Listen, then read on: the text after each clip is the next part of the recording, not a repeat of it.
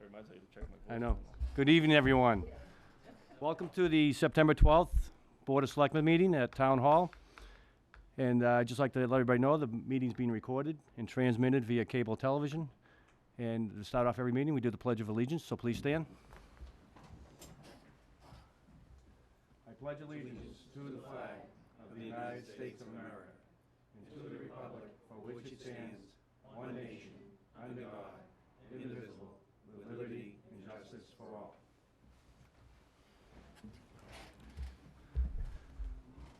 I'd like to welcome everybody back from the summer. I hope everybody enjoyed it as much as I did. 90 and sunny works, so hope everybody else had the same type of experience. We have a fairly long agenda tonight. The first item on our agenda will have a discussion of our warrant articles, and the lead off that discussion will be our town council, Tom Mullen. Tom, welcome. Mr. Chairman, members, thanks for having me. I want to talk to you briefly about the article that I prepared to forbid short-term rental within the residential district. What I propose is that Section 4.1 of the zoning bylaw be revised to read, in a single residence A, B, C, and D district, the following uses are permitted.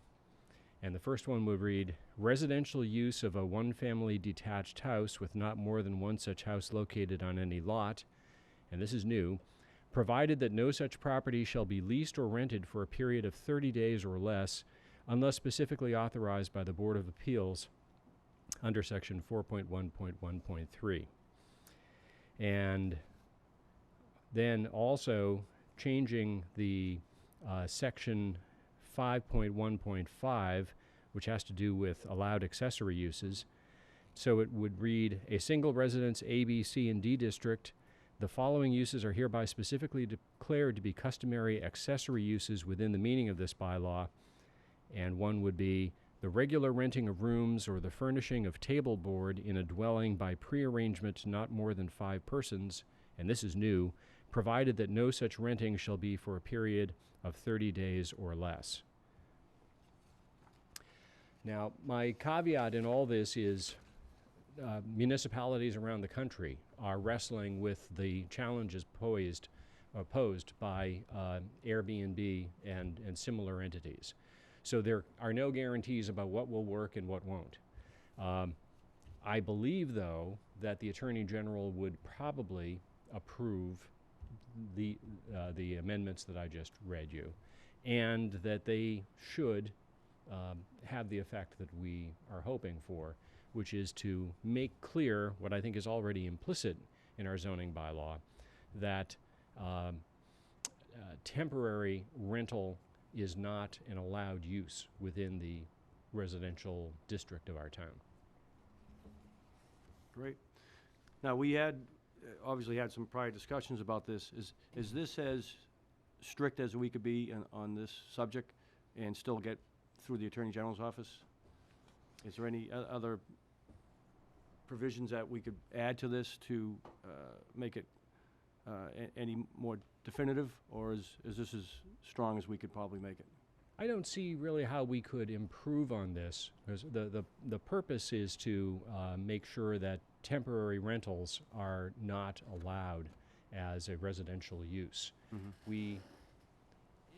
We've had this discussion before that we cannot and would not want to distinguish between ownership and long-term rental. We don't care whether a Linfield resident is here because he owns his single-family house or because he is renting it from somebody else. Renters have the same legal rights to be here as owners. But if somebody is in the house just for a night or 2 or 3, then, and this keeps up, one tenant after another, at some point it becomes clear that this is not the kind of residential use that we recognize as such. It is instead a commercial use. Basically, the whole house is being treated as if it were part of a hotel. Right, but is there any significance to the 30 days? Yes, under the International Building Code, 30 days is the cutoff for what's called transient residence. And so I have given a legal opinion to the ZBA that our zoning bylaws already, if you properly read them in connection with the International Building Code, as you must, already forbid transient residence within the single residence zone. And therefore, I propose this as a codification rather than a change. Right. But I don't want to go beyond where the International Building Code has taken us. And I think there's really no need for it. If you were, for example, to make a 1 year or 2 year or 5 year limit, at some point I think the Attorney General, or failing that, a court would step in and say, you're really here not trying to prevent a lazy Susan of short-term tenants. You are trying to ensure that you only have owners rather than renters, and that we cannot do. Right. Okay. Any questions from my board members? Just one time. So let's assume the Attorney General approves this. It's enacted. And then if the property owner violates the zoning law, I mean, from what I've seen to this point, it doesn't appear that we don't have much teeth in what we can do with respect to bringing that person into line. Would you just comment on that? Well, the reason, I don't think that it's fair to say that we don't have teeth. I think it's rather that our current zoning bylaw is not as clear and emphatic as I would like it to be. Again, I read it to contain an implicit limitation that transient, i.e. less than 30-day residence, is not permitted in any of the single residence districts. I may be wrong about that. If ultimately this gets to a court, a judge may decide differently. But that's my belief, and I have so advised the ZBA. For that matter, the ZBA could disagree with me. We'll find out this week. But if this amendment were adopted, then it would be absolutely clear that transient residence is not permitted in any of the single residence districts. And then Jack Roberto would be able to use cease and desist orders and to enforce those through fines, or I think more effectively, injunctions. We've used the injunctive route many times in the past to enforce our zoning bylaws. It takes time, it's expensive, but yes, it ultimately works. Thank you, Tom. Anything, Chris? No, nothing. Okay. Any other questions to residents? No? What is the enforcement? What are the fines for non-compliance? Let's see. I think it's up to $300 a day under our zoning bylaws.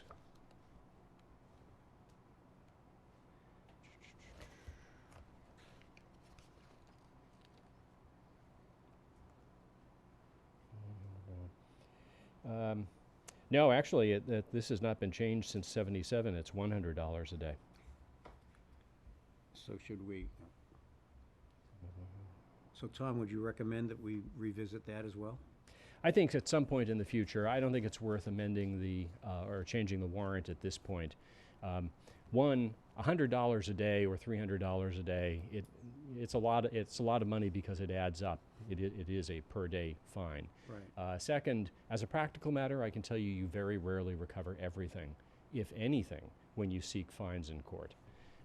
And third, in part for that reason, I always advise the injunctive route is the way to go if you're really serious. Because when you get an injunction, that is an order from the court that says, Mr. Owner, you may not do X after date Y. And judges hate seeing their orders flouted. So if I come into court, as I had the occasion to do in the Pearly Burl case, and say, Your Honor, you issued this order and the defendant has ignored you, I get an order to the effect of, Mr. Defendant, do this immediately or show up in court with a toothbrush. The judge actually said that. And it worked. It did work. It worked. Yeah, well, I honestly wouldn't be opposed to amending it to increase that, because I think it's also a deterrent. And it should be, I don't know if, the board members feel about it, but I think it should be increased. $100 a day is kind of not much of a deterrent. And if you have What do you mean by per day, though? per day that they are not complying, or they're, So if they rented one day, so if they rented for once, like the issue we had, so does that a fine of $300 for that one day, or could we Well, have a yeah. one-time fine in May? Every day of the rental would be a day of violation. This comes into play more powerfully in a case where where it's easy to prove continuous violation over a long period of time. If you're in the setback where you shouldn't be, we can tell that you were there for a full 3 months, and that adds up. In the case of an Airbnb, maybe we'd end up with some factual questions about exactly how many days somebody was living illegally at the unit. yeah, but if you're renting it out for $1,200 a day or Right. more, Yep. $100 a day I'm is not- going to make a difference. So I would think something if, 100 isn't even a lot. so I would think at least $500 a day would be something that would really deter people for thinking twice about not complying with the new bylaw. Yeah, Yeah. there are limits, though. I don't Well, think we I can know, go past you can't go to 300. 5,000, so you know. What are the limits? Do you know right 300. off the top of your head? 300. So 300 is as high as we could go? Yes. Okay. So I would be in favor of the I'd be in favor of increasing that along with the wording you have here. Okay. What section is the actual monetary, That's in section 13.6. 13.6? So along with these changes, could we also ask you to make that change Oh, sure. as part of the warrant article? Yeah. Yeah, I think I would. I'd take a motion from the board if they would agree to that. So moved. Second? Okay. All those in favor? Aye. Aye. So we certainly appreciate the work on this Okay. amendment to the bylaw, and if we could have that 13.6 increased to 300, Mm-hmm. which is the maximum we couldn't do, I think that would take care of it. Very good. Thank you, Okay, Tom. thank you, Tom. Thank Good you. night.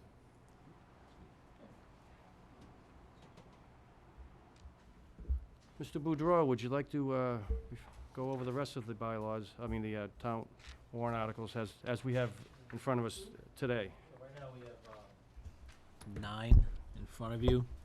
I'll go through them very quickly. The first one would be for any unpaid bills. As of right now, I've not been informed that we have any unpaid bills from a previous fiscal year. Article 2 would be to transfer money to various accounts. Julie and I are still working on that. I'll give my financial update later.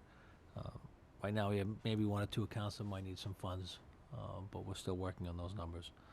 Article 3, I'm not sure if we're going to leave that on. That would be to transfer money into our OPEB account. That would come out of our free cash if we're certified. Well, that's now a line item in the budget. I might not use that vehicle anymore in the future. Article 4 would be money for the King Rail Clubhouse. The architect will be in our next meeting to go over where we are on that, look at the numbers and what that's going to look like. Article 5 is the transfer of land, the actual vote to transfer the land to the library up at Reedy Meadow. Jim, hold on a second. Can you just go back to number 3 about the OPEB? Yeah. Okay, I was reading it incorrectly. Go ahead. I'm sorry. Article 6, this is actually insurance recovery funds. From the DPW garage, we've received another large check. The town has to vote to appropriate that. The law has changed on that. The limit was $20,000. It is now $150,000 that you can spend in insurance recovery funds without an appropriation. Rationale behind that is, we have town meeting in October. We total the police car in November, and we can't replace it with our insurance funds until we have a subsequent town meeting. So they have increased that from $20,000 to $150,000 as part of the Municipal Modernization Act. Article 7 is the zoning article that Tom just went through, and that'll be amended as we discussed. Article 8, Tom talked about this the last time we were here. We talked about the Reedy Meadow flooding and legislation with the MBTA. So this is proposed home rule petition to allow us to do the work on the rail trail, on the rail in Reedy Meadow. This is what he's proposing, to let us do that so the T will get away from the indemnification problem that we have. So just on that for a moment, will we revisit this with an update as well on? I'm going to update it later tonight. Okay. Yeah. And Article 9 is requested by the town clerk for us to submit, and that would be to remove the penalty for not licensing your dog. It costs $25 to license your dog. It's a $10 fee to not license it. And she just thinks it's a deterrent. People just don't bother and they give you the $10, so she'd rather have them licensed $300 dogs. in this one too? I think we got $600 last year on our licensing of penalties for unlicensed dogs, so the clerk would like to remove that. That's all we have at this point on zoning articles. Great, thank you, Jim. Next item, we have Arthur Bork, our field chairman, here to do a field project update. Arthur, welcome. Hold on. Before that, actually, the board should vote to refer the zoning article as amended to the planning board. Great. We make I'd take a motion to refer zoning article for the Airbnb warrant changes to the planning board. So moved. Second? All those in favor? Aye. Aye. So that'll be sent to the planning board, and do we know when their next meeting is? Will they be able to address that? I believe they have a meeting scheduled. I'll have to go look for it. Yeah, but okay. Were they informed that this was coming? Yes. Yeah, okay. All right, thank you. Mr. Bork, welcome. I feel like the president up here with two microphones to speak into. I'm not sure which way to direct my conversation, but Doesn't pleasure matter to be which here way this you turn your head. yeah, I understand.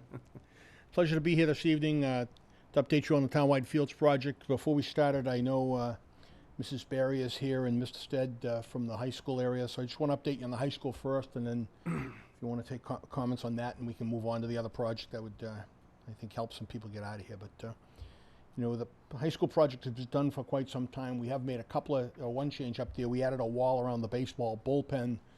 Since it was done, we found that the clay was washing away on the bullpen pitcher's mounds. And so we went up there and built a wall around it to save that clay, and then added some clay that had been removed in another location in there to try to spruce that up a little bit and to try to clean it. Since the spring of last year, when I met with some neighbors up there about the lack of protection that the neighborhood has up there from the softball field primarily, I've met with Essex North Shore Agricultural School up there twice in the spring. There was no time left in their schedule to do anything there in the spring of last year, but on their fall agenda, and it was approved last week by the Essex North Shore Agriculture and Technical School. It was approved by the Finance Committee to move forward. It goes to a full school committee vote. I think tomorrow night or Wednesday night they meet to vote on it. There's every expectation will pass. To come in behind the softball field and put in another layer of trees. These trees would be somewhere between 10 and 18 feet tall, or somewhere in that higher range, up to 12 or 13 feet tall. I don't know exactly what they're going to do.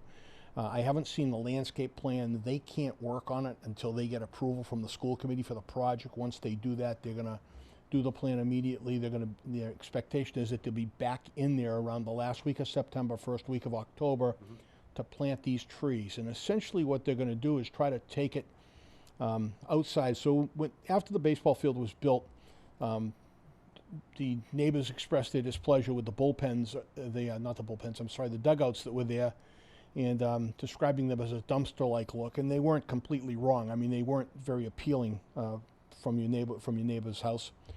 So we went in, Kyle and Kristen Shinnick donated a number of arborvitaes that we installed behind the dugouts to try to give the neighbors some protection in there. But the bigger problem is that you know, it's pretty tough to hide what's going on up there. I mean, it's a massive field. There are big high backstops. There are big high, you know, there's a 14-foot high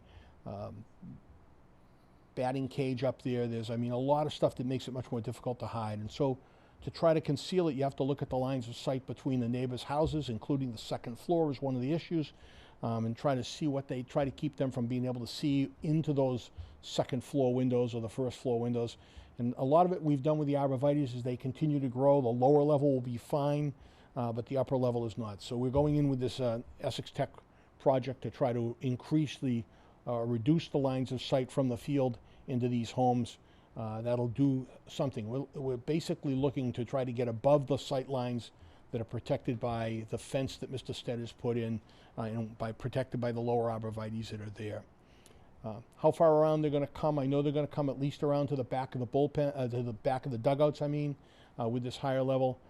Right now, I don't know of any plans. I haven't seen the full landscape plan, but we did not discuss going further up from the dugout arborvitaes, which is, you know, part of where Mrs. Barry's yard comes in. So How much protection that she's going to get in there, I don't know exactly until we get this whole project done in there.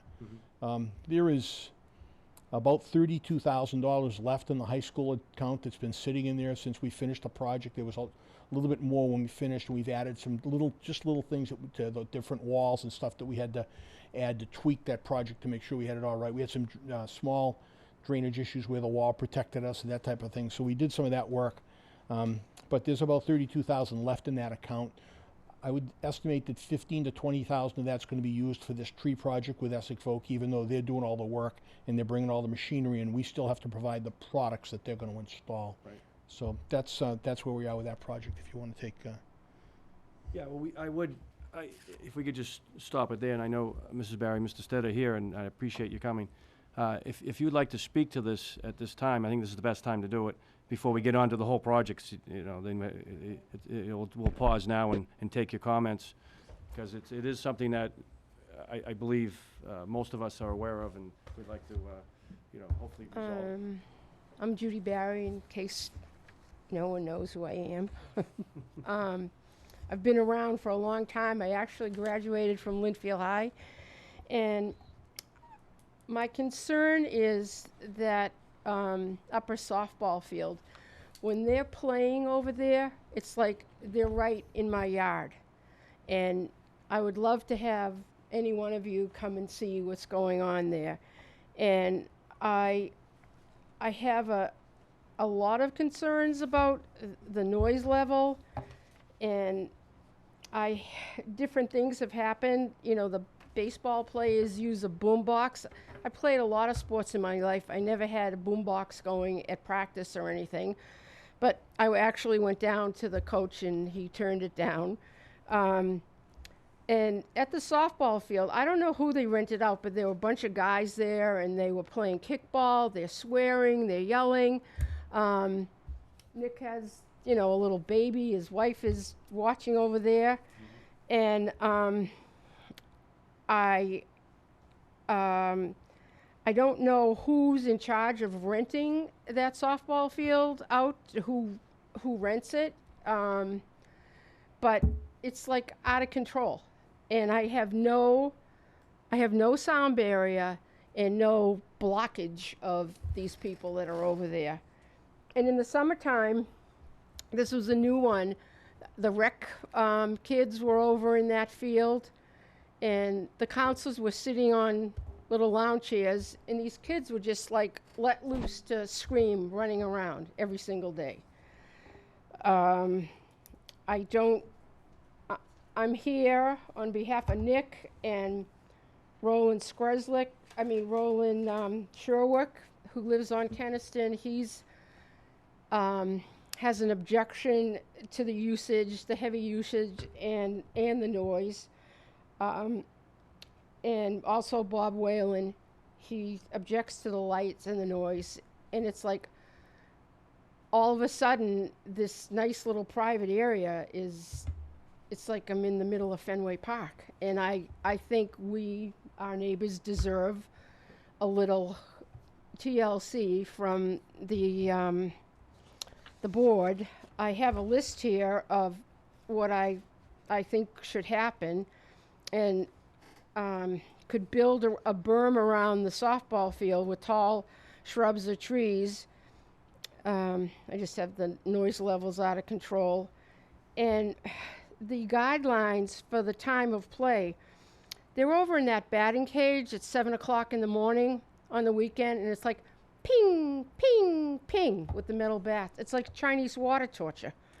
And the Are you lights. talking on the softball field with that, or is that the baseball There's, field? there's a batting cage right there, and they're over Oh, there. it's a softball field. Oh, Yeah. Okay.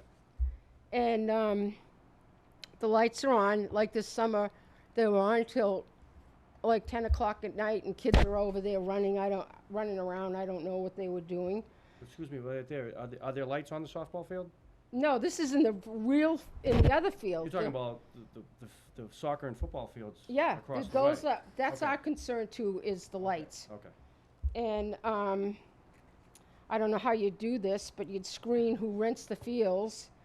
And the other thing, we'd like to have the dugouts. Chris was working on this, have the dugouts painted green, dark green, because when you ride up, and you saw it, Phil, you all saw it, riding up, it's like there's a blue dumpster in my yard, you know. Well, that's all screened now, so you look at the backside of arborvitae's at this point. No, it's not screened. Really? No, it's still, you can still see it. All right, okay. Well, I've been in your yard with the bushes up. It isn't very noticeable anymore. Not nearly what it was when you started. You know, I don't know how you would like it in your yard, Yeah, but. but it's not in your yard.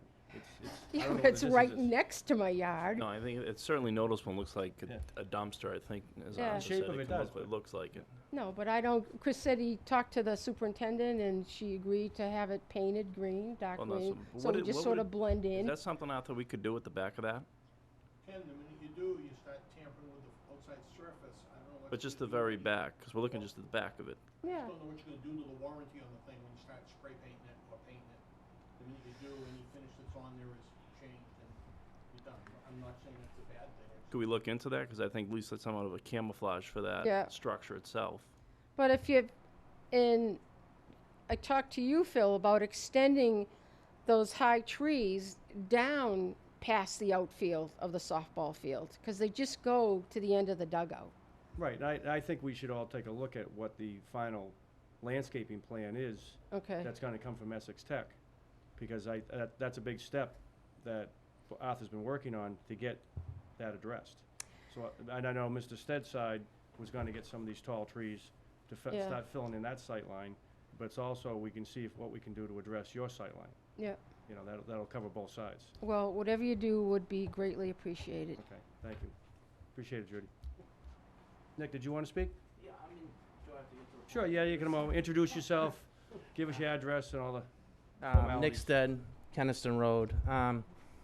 Just, I think Judy summed it up pretty nicely, but Arthur's been very good. He's talked to us. I know it's, a great thing for the school and the kids, and I was all for it. I would play college sports, hockey player, not softball, but, I was all for it. My concern is the maintenance of the area, okay? Not only the trees out in the trees and everything Judy said, but, and Arthur agrees with me this, no one takes care of it. You did all this, and the grass and the shrubs and everything. It just, well, and that's another issue we're working on. so that and after night, I've talked to Arthur. There's cops. We've called cops. Kids in there, doing what kids do. Mhm. I've been a kid. I understand, but when you have an infant sleeping, you're like, oh God, I just want to get some sleep.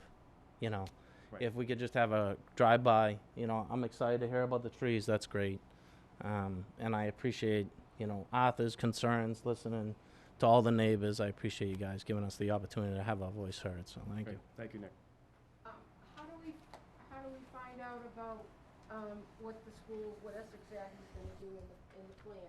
Mr. Bohr, can you have an idea Sure, when that might I be expect I'll available? have it in the next couple of weeks. I'm waiting for it goes before their school committee on whatever night, Tuesday, either tomorrow night or Wednesday night of this week, I was told.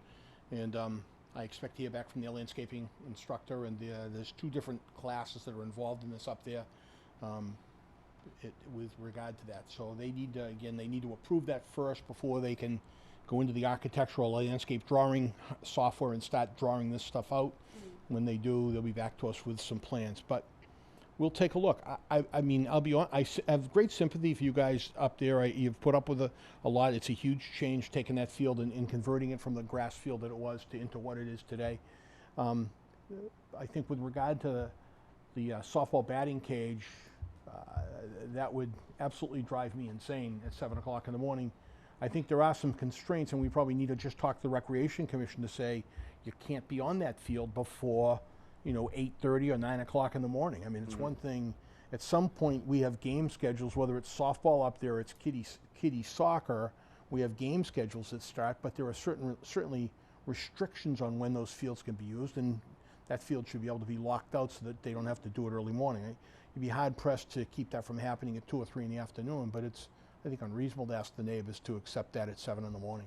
And, Are we aware of these other incidents up there with the adults So there are and two some- and problems some- up and some there. language that is going on. Are those rentals, or are those just people using the field? No, I think it's people using the fields. When you hear adult kickball going on up there, that's just a bunch of high school kids or guys, college-age kids that have decided to go up and play a kickball game. It's a great field to play kickball on because Yeah. nobody can kick it to the fence, and it's small enough you don't have to chase the ball all over Timbuktu, so it really works out well. But, Right. you know, there are field permitting restrictions in town that the Recreation Commission has put forward. They're pretty strict in how they regulate the fields. And I think it would be very easy to say, if you don't have a permit, you can't be on the field. This field is not for public use. You could lock out that softball field. You could move them down, at least force them away from where the neighbors live. I think if they're playing kickball on one of the other fields, it wouldn't be as bad. Yeah. There wouldn't be the noise issue. I mean, there is an issue up there with when adults go on that field, when adult males go on that field, there is an issue of what goes on sometimes behind the dugouts, because it isn't always just adult males. There's drinking involved, and what comes next we all know. So there is an issue up there. I don't think it's constant, but from time to time there have certainly been issues up there where that's occurred. And so I think we need to address that issue, that this field, if the board decides they want to do something, once in a while, I spend a lot of time going through there, and every once in a while you'll see an adult group of guys just playing, hitting the ball or playing softball, and then they're just kind of playing a pickup game, and they aren't permitted. They're just in there playing. They go down there to play. I think one of the wonderful things about this field complex is that, you know, we have dozens of people every day that arrive at that school to go down onto these fields and just play, whether it's pick up lacrosse, pick up soccer, pick up softball. Right. The bad news is that it has an impact on the neighborhood and has an impact on the neighbors that are close, like Judy and Nick are, and so I think we need to figure out how to restrict that. And maybe we put some restrictions on, you know, non-organized team play. So it's team play must be permitted. Non-organized team play is not allowed on that particular field, and that may restrict it enough that you'll solve the problem. Yeah, because you have plenty of fields in that whole complex for kids to go play. One other thing, I don't know, baseball season, there were teams there from 8 o'clock in the morning till 8 o'clock at night. Mhm. You know, On the softball field. no, on the baseball. Oh, just the field, baseball field, okay. Down the end of Yeah. me that I can see as well. Yeah. But, Yeah. is that a rent out thing, or was that Linfield High? I mean, I can't imagine. I think it's a mixture of both. I think it is a mixture of both. And so we're going 8 in the morning, 8 a.m. to 8 p.m. On the weekends. on the weekends. Right. Yeah, I think- And we have a club team in there as well as the high school and the I'm not youth, sure what or- baseball is doing. I think most of the activity, and I may be wrong, but I'm pretty certain most of the activity at the baseball field involves one Linfield team or another. So the Yeah. problem we currently have is that we just don't have enough places for the baseball. Those older, and I don't know what the age splits are in baseball. I had 2 girls, so, but I know the older boys that are playing baseball. I think the older middle school kids and high school kids that are playing baseball. There's several different teams. I mean, at least 3 or 4 teams that are playing on a Saturday or a Sunday, and in some cases both days. I was pretty surprised that some of them play 2 or 3 games in a weekend. So, I mean, you could talk to Joe Maney and get an exact explanation. And there have been some baseball tournaments in there. I mean, they have run some tournaments. I think some of that involves Linfield coaches that are running tournaments, that type of thing. So there's been some tournament play in there, but I think the majority of the field use for the baseball field has been Linfield teams. Linfield teams, yeah. Yeah, I mean, Yeah, we can look into that, Judy, and see what the scheduling is. Yeah. And find out who is using it. Because if it is being overused as far as disturbing neighbors at either in the morning or dinner time, we might look at whether or not we can move them further away or limit that time frame. Okay. Yeah. we'll look at that. Can we, when we get that plan of what they want to do with the shrubs and the trees, can you come back and I'll make present sure it's that? shared with Judy and Nick. I'll go over and And sit maybe down with both of them. you find out on that warranty issue on the dugout. If we could paint just at least the back of it for the camouflage, that'd be helpful. You can paint them green. I don't think it's going to hide them that much. I mean, you know, green It'll blend in a little more. maybe, but Forest green might do the job. Dark green. So do you think possibly by the first meeting in October, you might have that available? Maybe, I'd like to also get the rec commission in front of us at the same time, so I we can can't- kind of have a full discussion. I certainly will try to get it for you. Yeah. I can't promise anything. I don't have any control Why over don't we that aspect. tentatively put it on for that first meeting, Bob? I mean, they're supposed to be in there working by the Well, first of and October. if we have to so- push it off to the second meeting or after town meeting, we can do that, all right? I mean, those And plannings we'll need to coordinate take the place rec before commission at the the same second or time, third so week we of can have that October. discussion, instead of wondering who's doing what, we'll have the right people here to talk about that. Yeah, but at least you have the right people here, and we'll have the Joe Maney can be here with the scheduling, okay? Are we fine? Yeah, You okay? we're We'll move forward with the new plan. I have a quick question. Yes. So prior to this field being built, was there any Can- sort of Could you come up to the mic and just introduce yourself, so, because there are thousands of people watching tonight, so. Don't get nervous. And they'd like to hear you. Thomas Iannuzzi. I live in Linfield, obviously. No, so prior to this field being built, was there any sort of notice or anything passed out that to let all the residents around to let them know that they're building a field or anything like that? Oh, everybody knew. Yeah. So everyone There- knew. There was 2.5 years of vetting Okay. before this got done. Okay. And so I was just We never thought it was gonna come that close. Never thought that they were gonna take down the amount of trees they took down. Yeah, they had to take the buffer, dig into the buffer there to get a full softball field into that corner. I see. And that was the only place to put a softball field in the layout of the new fields. So even though there's still a 100-foot buffer there, Yeah. a lot of the trees that gave more of the coverage were taken down. Right. And now we either got to plant new ones or wait 20 years for the other ones to grow up. And I don't think Judy wants to wait 20 years. So. No, he involves. And not, I think Nick wants his kids in college by then. So I know your other neighbor, the Shadines, have brought this subject up to me too. So it's something we've been looking at. But this plan for the new trees and additional screening will definitely help the area. Okay. Yeah. Okay. I just wanted. Yeah. Thank that's you. all I was All right. So, Art, you want to move along to the next piece? Let me just say as a general statement about the townwide fields project, it has been anything but a smooth operation. We have dealt with problems and setbacks in almost every location and at every field.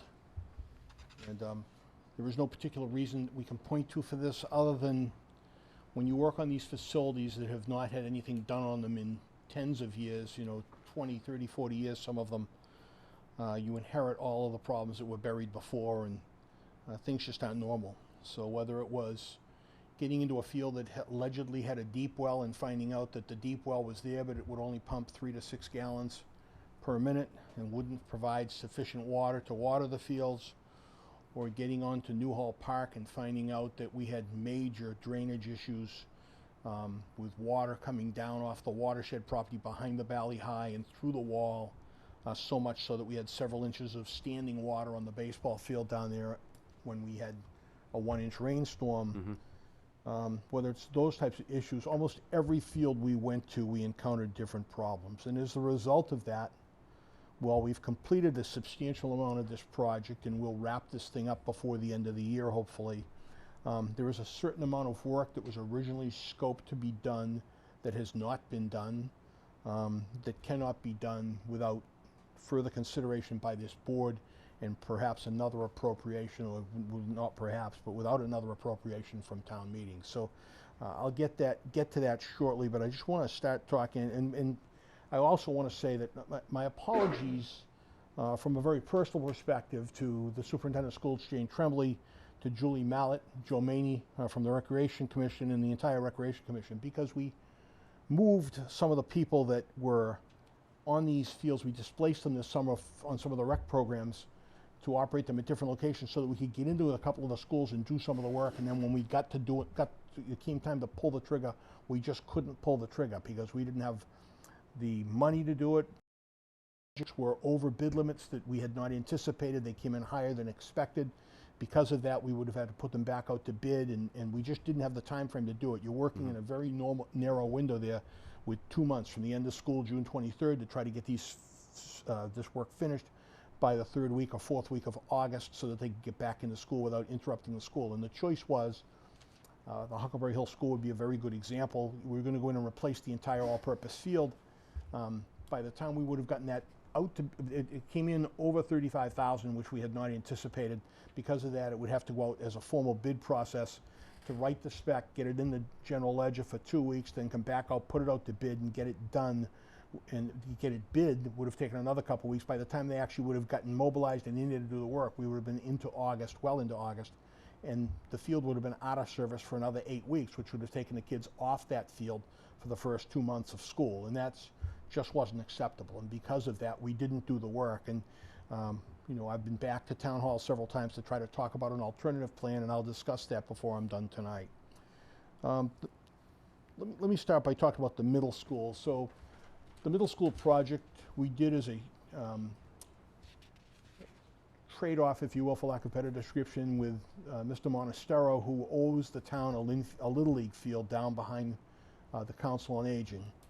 And as everyone is aware, a Little League field is pretty small. It's a small clay diamond, little grass, and a couple of fences and a couple of benches, and doesn't really amount to a lot of money. I mean, it's really, I think if you talk to Gale and some of the other companies that design them, they'll tell you it's a $30,000 or $40,000 range that those fields are done.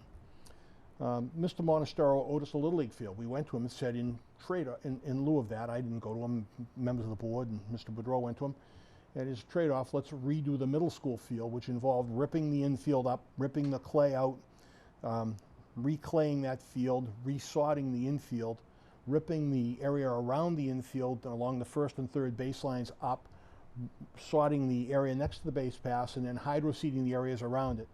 Before they did that, they had to provide a large drainage swale along the first baseline into a drainage pit or a drainage area that would take care of the water. That was one of the big problems we had at the middle school, was we had water along the first baseline that could not be handled. So the team from Martinelli, who was the contractor that Mr. Monastero uses, arrived. The first thing they did was turn the sprinklers on. Sprinklers were supposed to be fully functional. Well was supposed to be fully functional. Sprinklers were not functional. Sprinklers had several breaks in the line. Turns out that they've been running, but nobody really recognized that a lot of the grass wasn't turning green, and there was a reason for that. The irrigation lines were just broken. I mean, literally popping out of the ground with water spouting, and sprinkler heads that were broken, and a lot of, so they brought in their irrigation contractor, and this was not part of their original scope, but they did it as part of the scope. They replaced a number of pipes in the irrigation system, a number of heads, got the entire sprinkler system up and working, because you can't put new sod and grass down without doing that. They went and they excavated all of the infield, the clay, did all the work that they were supposed to do on that, brought in sod for the infield, brought hydroseeded the area around it, put the drainage ditch in. They had a crew of about 6 or 8 guys in there for almost 2 weeks. And there was a lot of work to excavate where the bullpens, the dugouts are going in, and prepare the stone bed, because we have a contract with Heimlich to come in and put 2 cantilevered dugouts on the baseball field. So they excavated there, put the stone bed in, so that it's ready for Heimlich to come in and put the concrete pad down.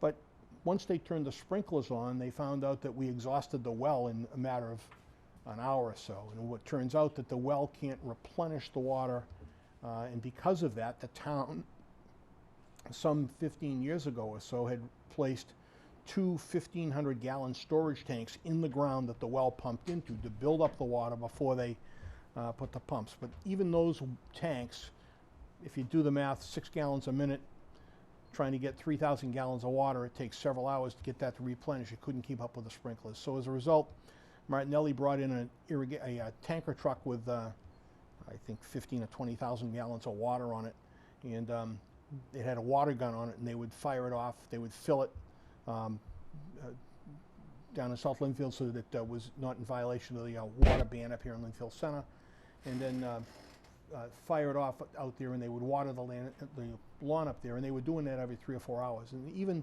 to this day, they have a guy that comes in every day for a couple times a day to see what the moisture level is in the soil, and when it's necessary, they will fire off the water. They will fire that truck off and do the water cannon. So we've kept this turf going very well. We have a well company coming in next week. They've already looked at the well. This thing is not salvageable the way it is. We're going to have another well dug up there, and trying to get a well that produces more water than the 6 gallons per minute that we have. We need it for the field as it's currently in there. Eventually, we're going to come back and do the softball field there. We're going to need to put irrigation on the softball field, which it does not currently have. So we're trying to get a well system in up there that will support these fields going forward. So, and there is money available to do this under the current proposal and at the middle school field. So in the end, the crew from Martinelli also excavated the dugout area of the softball field so that we have an area to put two pads in there as well. And those dugouts are already in as part, those dugouts are already accounted for as part of the Heimlich contract. So when we come in, we're gonna have new dugouts on the middle school baseball field. The infield is totally redone, the clay is totally redone, there's new drainage, so we should eliminate all of our drainage problems. They went to the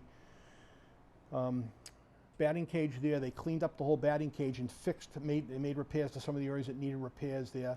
So they've done an extensive amount of work. In my opinion, they've far exceeded, and I mean probably doubled what they owed to the town, if not more. I mean, the level of work, the amount of work that had to be done was probably a few guys for a couple of days, and they spent almost 2 weeks in there with a pretty good-sized crew doing this work and doing a lot of work. So I am extremely satisfied that the town has been more than compensated. Greg Monastero is an in-town guy. I didn't really know him until this project started, but he, by all accounts, in my opinion, is a very honorable guy who did far more than he was expected to do, and is just a good neighbor and doing the right thing. And so it's and you didn't have to hear about it. I mean, it wasn't one of these things where he was constantly telling you how much more he was doing for you than he had to. You just kind of knew it was getting done. At Newhall Park, we had the drainage issue down there. We had several proposals starting at $70-something thousand to repair the drainage issue.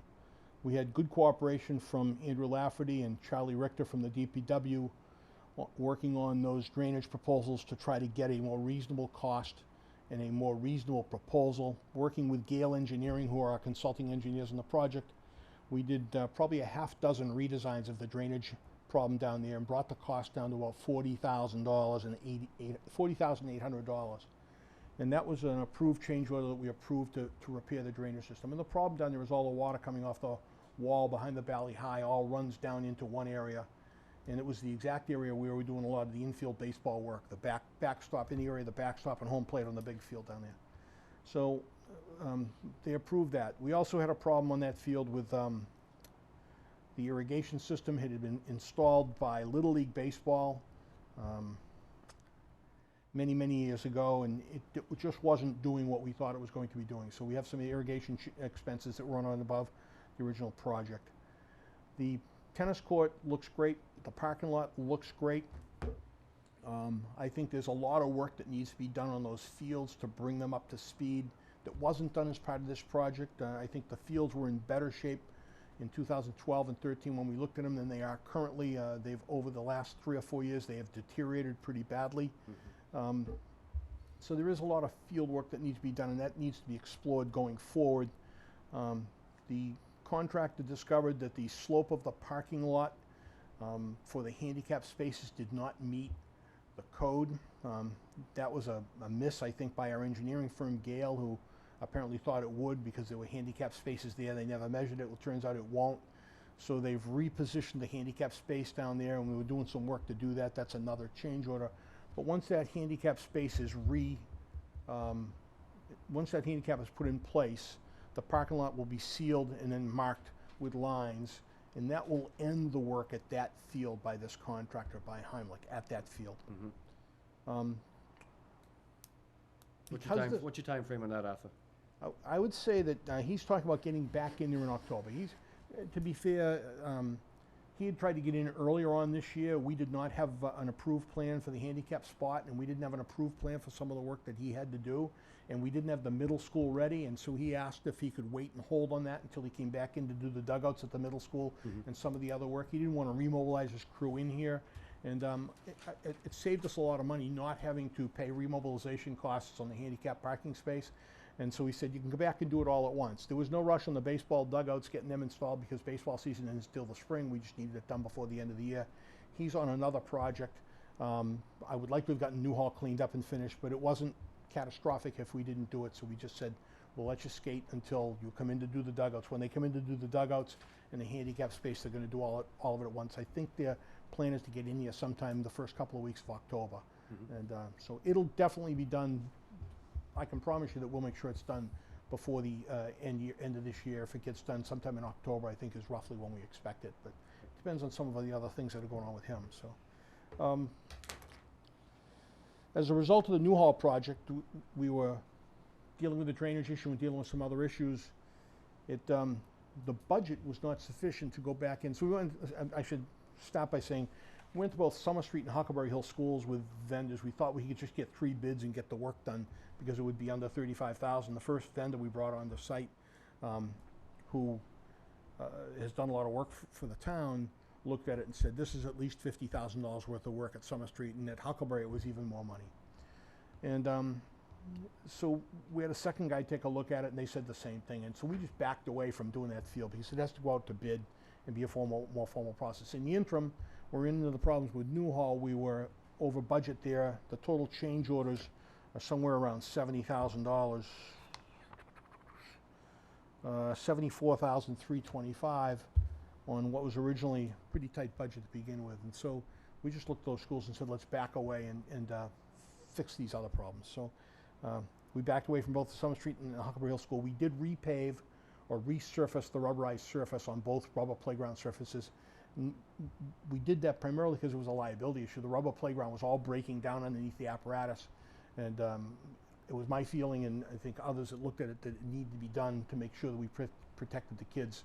And so we had that resurfaced, but that was the only part of that project that we did. The rest of the field work that was done at softball and Huckleberry Hill School, those fields are just in deplorable condition, so we skipped that work. At Glen Meadow Park, I think Glen Meadow Park is probably the pride and joy of this project, if I had to say so. If you go in there, it is as nice a field playing condition as I've ever seen on a Little League baseball field.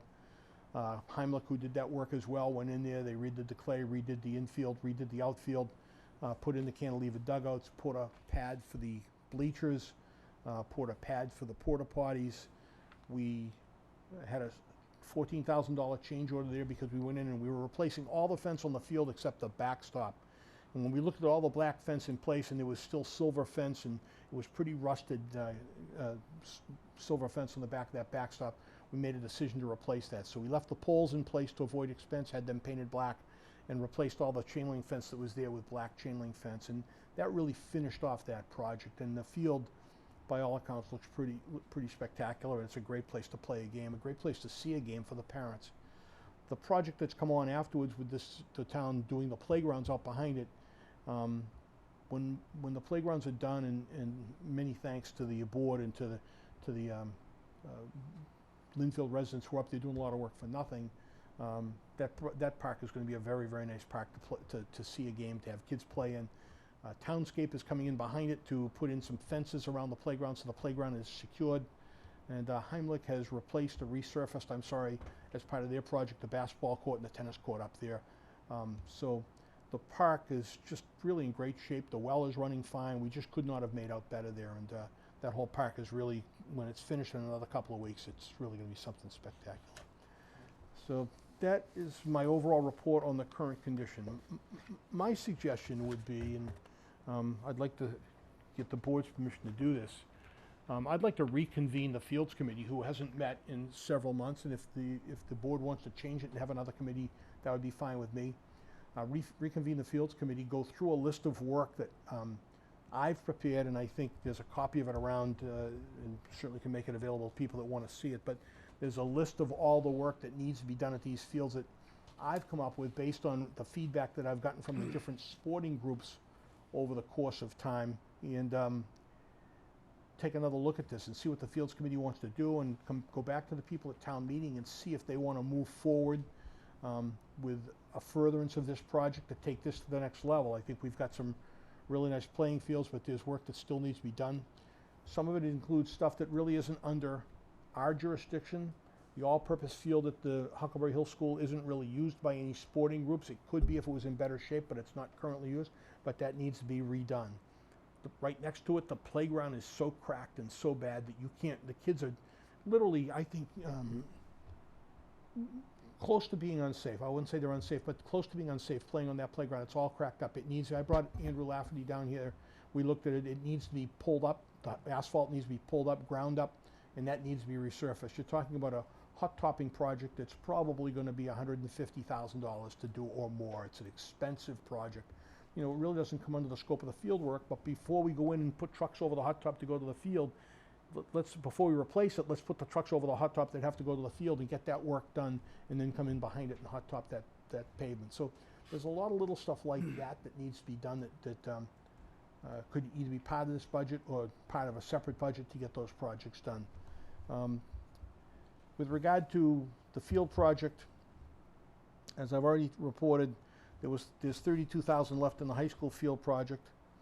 On the townwide project, if you work off the sheet that you've got in front of you, there's total appropriation from town meeting was $822,068. We've spent $776,304. That's all of the money I know of currently that's encumbered, accounted for, expected, anticipated to be spent. That includes total payment to the contractor, to Gale for the engineering, for some change orders that they have. That's going to leave us a balance of about $45,000 in that account. I know we've got the well going into middle school. That's going to come out of the 45, so that's the only expense that I know of that's not listed here. And then there's a breakdown here of some of the cost, $5,000 to the Concom here in Linfield for their review and the peer review and all the stuff that they did on the project.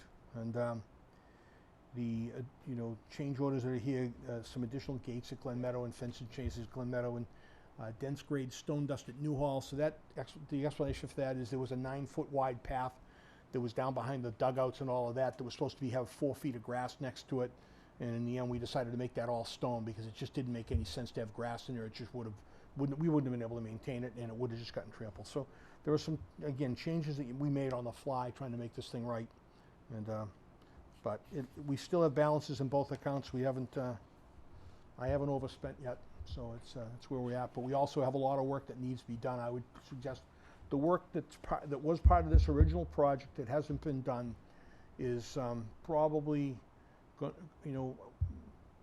to cost us somewhere in the neighborhood of $100,000 to $120,000 to finish off the Huckleberry and the Summer Street School. I would think they come in maybe a little more, probably come in somewhere around $70,000 or $80,000 per field to redo those with the irrigation and the drainage and the rest of the stuff that has to be done. Jordan Park hasn't been touched. We expected to get a park grant from the state for that, applied twice, didn't get it either time. Each time ended up so far down the list there wasn't any chance we were going to get it. I think the reality is that we're going to have to either step up and do it ourselves or not do it, whatever the townspeople want to do. And again, there's some other small stuff that we could be looking at, but that's where we're at. Well, again, Arthur, thank you very much for all your work. I'll get you a second, Pat. I had 3 different questions that I want to ask. And first off, the pieces of this particular project that you've worked on, not the projects you've put aside at this time, you've had significant change orders for parts of the project that really is correcting problems that existed that had needed to be corrected, much like we did at the high school. Because you don't want to be ripping it up later to fix the problem. You fix it while you're ripping it up, And a big piece at Newhall was the drainage.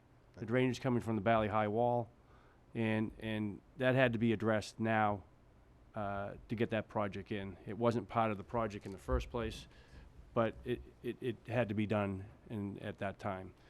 You had that. You had some pieces that we've talked about and we've corrected at the middle school, and other pieces you're going to keep correcting, like the well. So that amount of money, would you like to have those funds put on a warrant article to be put back into your budget so you can get the schools done? And it looks like it's going to bring it up to about the money that you need to get both the elementary schools finished. That's one part. And the second piece... Only I'm an old guy, so only give me one question at a time. Because I'll forget the first one before I get to the second one. So let me just say this. I think that certainly needs to be considered. Right. I think there are multiple phases of this follow-up project that should be looked at. and they should be looked at in steps.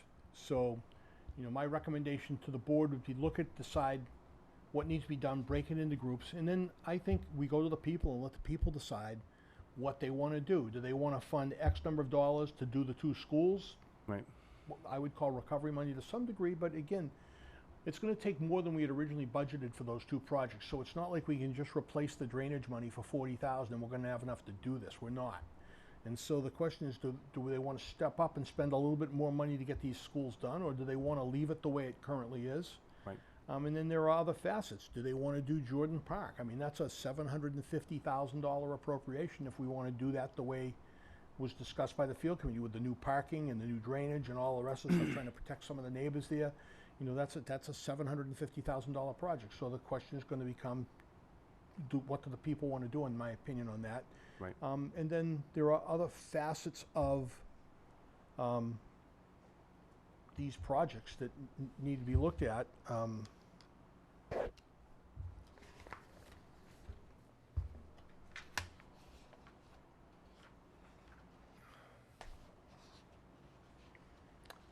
You know, one of the things we didn't do, we had an $18,000 appropriation that, as part of the high school appropriation, that's one of the reasons there's still money here to redo the tennis courts. And we got to the tennis courts, and the answer was they can't be resealed and resurfaced. They needed to be replaced. That means going in, taking all the fences down, excavating all the hot top, putting a new hot top down. If you talk to the coach will tell you there's only 4 courts there.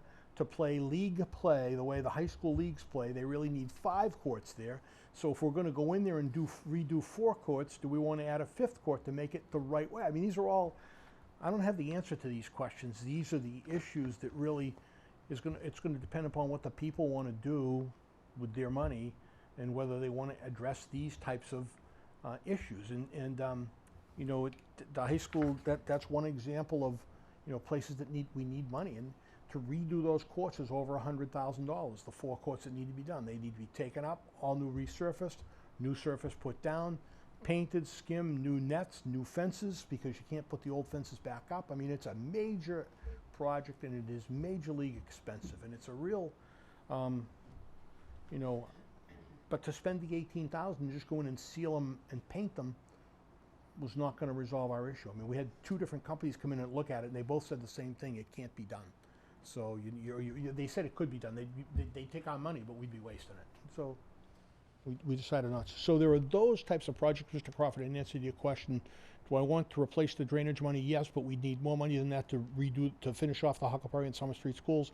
And then there are other projects that probably need to be done and considered by the townspeople. And I think we need to, that's why I want to reconvene the field committee to try to listen to the public and see what they want to do and try to bring a plan forward to the Board of Selectmen. The other thing that I would suggest that we do is we re-engage Gale Engineering or Gale Associates, who has a lot of the original planning done for these, who have the site maps for the schools, and re-engage them for an engineering plan so that we could put this out to bid however we decide to go forward, or at least get numbers for all of it from a contractor, and put a bid package together that allows them to bid on it in installments, or installments is the wrong word, but in sections, so that we know what each section is going to cost us, and then we can go to town meeting with the package and see what the people want, or whatever package we decide to bring forward to town meeting.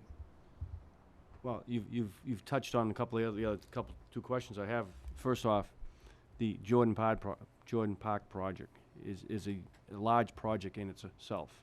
You've got a whole new parking lot needs to be put in, but you need some significant drainage issues underneath that parking lot have to be addressed. And even though the field's in decent shape over there, there's some renovations to the edges of the field. We talked about retaining walls, new fences, getting that straightened out. And there's also a child's playground over there that's getting unsafe in itself that should also be replaced. So those pieces roll into whether or not you, as the field chair and the head of the fields committee, would like to take that on as part of your charge and reconvene your committee to now look at these other pieces as well as Jordan Park. Would you prefer a separate committee for Jordan Park by itself, which doesn't make sense if you guys want to take it on? But I would think that if you are willing to do that and your committee would like to tackle that along with the rest of the fields projects, I would like to see both taken care of at one time. I'd like to know what the costs are gonna be, what we'd like to ask the townspeople for, and of course have it broken out. But the question is, would you like to take that on as part of your Fields Committee charge? Yes, sir. I mean, I'm always willing to take on that work. That's Yeah. fine. Yeah. I think there are a number of things that need to happen. Number one, we need to sit down with soccer and find out what the impact has been on the soccer scheduling with the advent of all these new fields. Do they still have an issue up there? You know, when we originally talked about building a retaining wall up there and expanding the fields, it was so that we get 2 full-sided fields up there. Do we still have a need for 2 full-sided fields based on the high school project and the field capacity that we have there? I think they would then you have to take a look and say, well, the U6 and U8 programs of Linfield Youth Soccer are playing at the middle school because Jordan Park isn't big enough to accommodate them. So do we benefit by doing that? And there's a lot of that, and there's a lot of analytics that need to be done around these fields with regard to usage, demand. Some of these programs are really growing. I mean, when we started the field project in 2012, nobody heard of flag football. Today, there's 300 or 400 kids playing flag football. So, you know, there's a lot of changes in the dynamics. I think working with Recreation and Joe Maney and working with the different sports, and I think we need to bring them all back in and have another meeting with them and figure out what their needs are and try to work through them to come back to the town and say, here's what we found out. What do you want to do? And that's essentially where I'd be. Great. I'm happy to take it on, though. So if you'd like to take it on, I'd certainly appreciate you getting your committee back together. I don't think you need any special authorization from us. Your committee still is in place, so if you'd like to start that next piece of it and also start looking at that Jordan Park project. As you had mentioned, we've gone to the state twice, and both times we were shot down, but we weren't, in both cases, there were 40 towns that applied for the grants, and we were the last town on the list both times. I think the majority of the engineering for Jordan is done. Yeah. You know, Gail had done most of that before we spoke previously. The question is going to be, again, what are we going to do up there? What's it going to be used for? How's it going to be used? And is the current plan the correct plan? I think it is. I don't think we need to incur additional expense for that, but I think we need to clearly look at it. But, Great. You know, I'd be happy to put the committee back together, come back to this board. When's the October meeting? No, it doesn't matter. I'll get it during the week. No. No, the board meeting. Is it before town meeting? There must be another meeting before that. There'll be a You've gotta second one, approve a but warrant and we have the stuff short before. one before the town meeting. October 6th, I think. The 6th? Might be. But Arthur, I think Doesn't just simply, I think the Huckleberry Hill School, I think, you started to say that a lot of that is unsafe. Third. And Yep. I think, October 3rd? Yeah. I'm in favor of you reconvening and taking a look at that and making that a priority of that group, because I think that needs some serious consideration. Certainly having a child, 2 children in Huckleberry Hill School and being out there and seeing those fields is just, our kids deserve better than that. So I appreciate you looking at that and putting that at the top of the list. And Summer Street also. I know we had challenges in the spring with Summer Street, so I think it's important that our kids get the best. Yeah, I mean, we thought, Thank you. I don't want to belabor the point. We thought at Huckleberry and Summer Street, we'd just go in and slice seed, loosen up the soil, put some seed down. We got in there and they just said, this No. is not suitable Yeah. for growing. Need to excavate the top 10 inches of it, pull it all up, put a no hulu base in, drop sod or seed on top of it, probably sod. And you need irrigation before you can do anything else. So it's both fields. Yeah. Jeremy? So, first of all, thank you for all you do for this and a lot of other things here in town. And for people who don't know, I mean, Arthur is out there actually doing the physical work along with laborers at times, so he's really been committed to this. What I think, Arthur, about what you just mentioned in reconvening the field committee and then getting the input from the townspeople and start to prioritize and assign, dollar amounts to these various things. So then we bring it back to the town and they have a good feel for, just what they're voting on and what they're willing to approve. So to me, it sounds like a very good plan, and glad that you'll be staying on board to see it through, so. Mrs. Campbell? I said, or you got questions? Stay right there, Arthur. I'm sure she'll have a question for you. We heard, I'll speak to NBC and ABC. Um, We heard Mr. Bork say that nothing had been done for tens of years when he took on this project, and that he came across many issues. What it speaks to is lack of maintenance for many years. And I heard you allude to this, Phil, and Chris also mentioned Huckleberry. So what I want to know, and this is before your announcement about a DPW director, because I think there's big implications for the new DPW director. Do we have a long-term maintenance plan, not only for our new fields that we've spent millions of dollars on already, and it looks like we're going to need another appropriation to finish it? Do we have a long-term maintenance plan? Because it's cart before the horse if we're going to appropriate more money without maintaining what we've already done. You are correct. And this is, this is part of the ongoing discussions we've had, but I believe, Jim, at this point, we've got a plan in place that's probably not 100% complete, but 90% complete to accommodate what we have in place now for fields. But we're going to be adding fields and continuing to renovate existing fields. So, Jim, can you give us a quick update? Yeah, Andrew just about finished the plan before he left, and we've been implementing it without even it being finished with the yearly slice seeding, the irrigation. We have the fertilization, weed and feed, and all that stuff in place. So we made some significant changes on some of the fields with the irrigation to take care of stuff. So that plan is pretty much in place. Well, the new DPW director is going to have to come in and finish it. And we're still putting some of those numbers together as to what it's cost, because we're using a mix of town resources and private resources to maintain the fields at the level that they need to be maintained. So take a ride down to Glen Meadow. You can see it's in fantastic shape because the plan's in place down there. It's getting mowed twice a week. Right.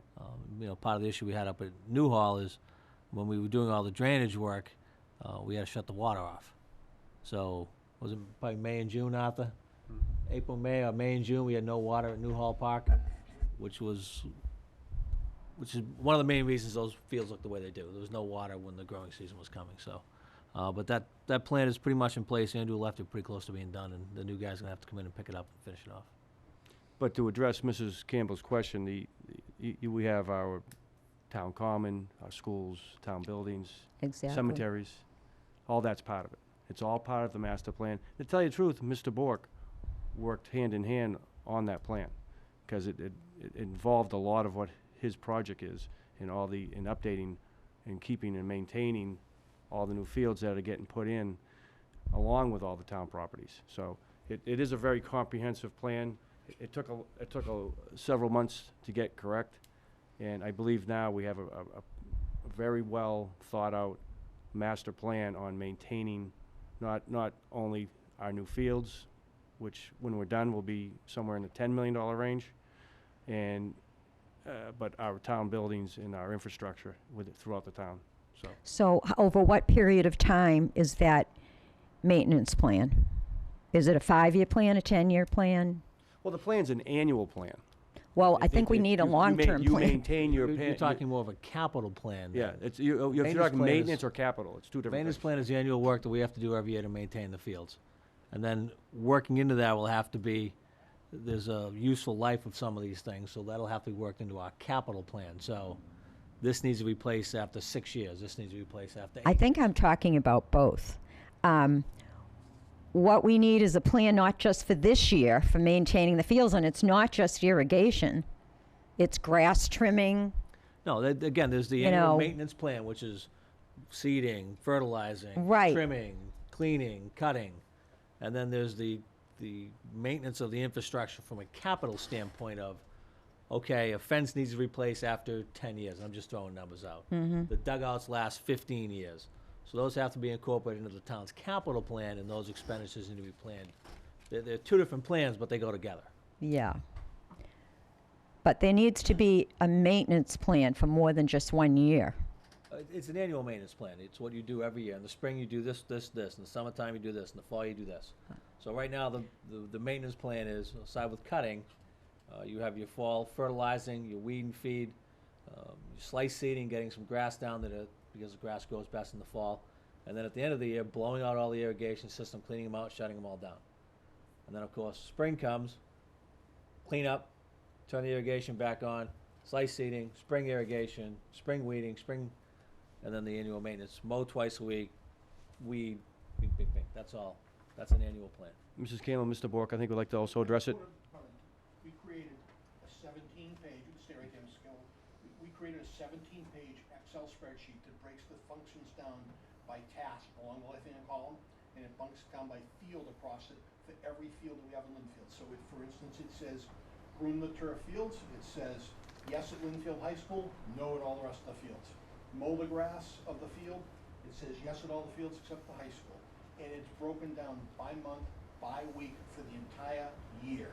And it's 17 pages long. We delivered it to the DPW director, former director, back in February, and asked him to put a plan together to get it implemented. And he was in the process of trying to get that, that's what Jim was talking about, trying to get that implemented and figure out what the plan was.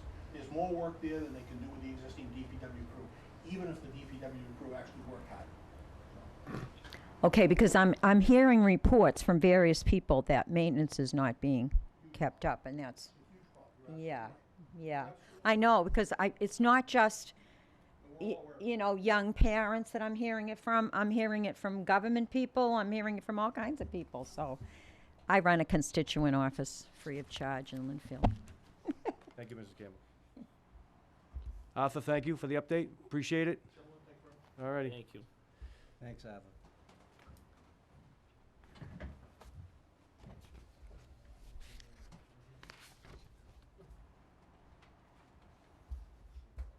Next item, we have resignations from our cultural council. Bob, you received a couple of letters, I believe, That's correct. and you had, One is Karen Duggan, Karen Duggan and Liz Visco, Visco. and they both resigned. They both haven't been as active as they would have liked to have been Yep. in recent years, so they're stepping aside to make slots available for other people who Great. may be more active. Well, I'd like to thank both Liz and Karen for the years on the council. Appreciate it very much. And that brings us to our next item, is an interview with Katie Ann Williams. Hi, Katie Ann. How are you? And you would like to join the Cultural Council? Good. Why don't you step up there and just introduce yourself and just tell us a little bit about why you'd like to be on the council? All right. I've lived here for about 9 years. I have 2 kids. One's at Summer Street, one's at the middle school. In town, I work with the Boy Scouts. I'm the volunteer coordinator for the Boy Scouts.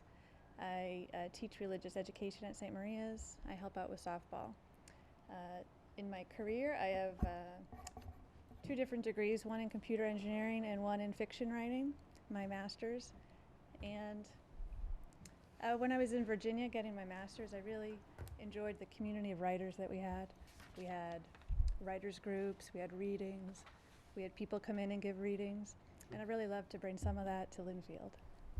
Great. Amber Vaccaro reached out to me, and she's really enthusiastic about the council, and I'd love to help out. Well, I appreciate that, and we certainly appreciate everyone that comes forward to volunteer for any of these councils and boards, so thank you. You're welcome. Any questions from my board members? No, thank you for your interest in the position. Appreciate it. Great. No? Thank you.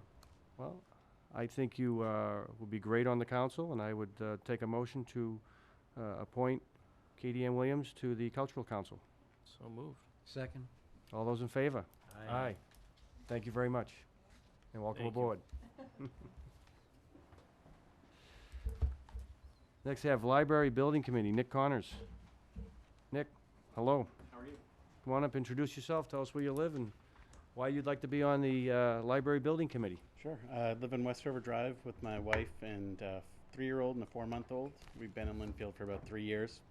I reached out to Chris expressing an interest in getting more involved in town, and based on some of my professional experience, this seemed like it might be a good fit. I've worked in public affairs, for a private company that actually helped towns with projects like this to help communicate and educate and talk about what some of the benefits of this type of thing would be. And right now I'm actually working for the state doing external affairs and partnerships, which is another thing that it's public-private partnerships and other things at the Department of Conservation and Recreation. Sure. So my interest was trying to do something a little more exciting and get more involved in town. And since it's going to be at the end of the street, and I have 2 young kids, I thought this might be a good fit. Great, again, thank you for coming forward. It's, the volunteers in town are very much appreciated, and they really do help the town move forward. And I see the building committee chair here tonight, and Russ, you just go up to that mic right there real quick. Could you tell us, as the committee made a determination on Nick? Do you have a recommendation? We did, we want Nick to join. Yeah, okay. Well, for a variety of reasons. We need to get the future of Linfield involved in the future library project. Yeah. And really think that Nick can add a great deal in that regard to what we're trying to accomplish. Great. In terms of input, direction, and effort as well. So we're excited. Great, thank you, Russ. So Nick, I think you'd be a great fit. Great. You know, I know that committee is extremely active right now and working on moving the library project forward. And I appreciate you coming forward. Any questions from my members? No, I think Nick, you'll be a perfect person for that committee. I know it's a very active committee, as Phil said, and there's a lot of decisions being made at this October town meeting and moving forward, and I think you're the best person for that position. So thank you for your willingness to serve.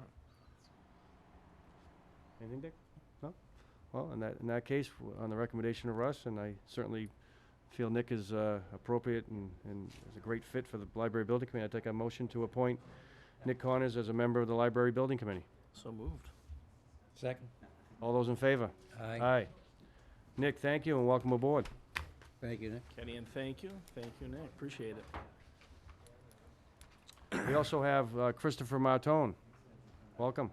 Yeah, he's looking for a position on the Conservation Commission. So Chris, come on up and introduce yourself and tell us why you'd like to be on the Concom.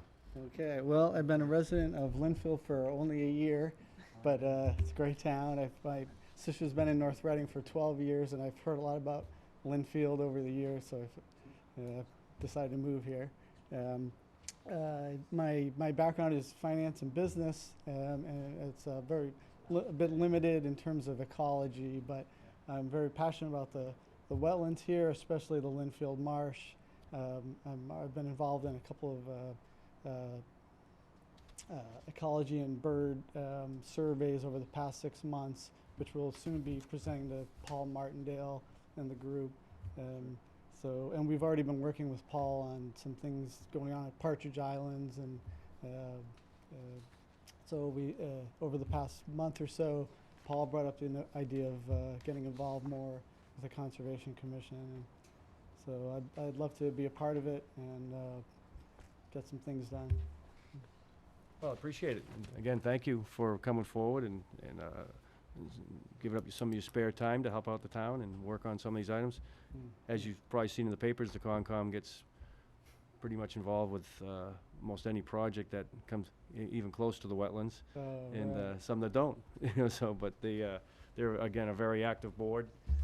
We appreciate everybody out there, and I know they've recommended that you be sworn in or added to the board, and I certainly take their recommendation as a very strong indication of your ability to do so. But before I do make a motion, I'd like to open it up to my members and see if any questions or comments? No? You good? Yep. Yeah, good. So I would take a motion to add Christopher Martone to the Conservation Commission. So moved. Second. All those in favor? Aye. Christopher, thank you. Thank you. Welcome aboard. Appreciate it. Yeah. Next, we have Mr. Joe Maney Sr. here today. He wants to have a discussion with us about the life insurance for retirees. Welcome, Joe. Thank you.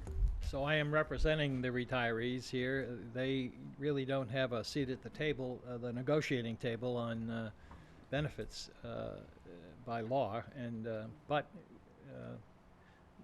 no harm in asking the selectmen for things when it seems appropriate. So when you're an employee of the town, you are offered $10,000 in life insurance, and I'm not sure how much the employee pays, but when you retire, it's reduced from $10,000 to $5,000, and the retirees pay half and the town pays half.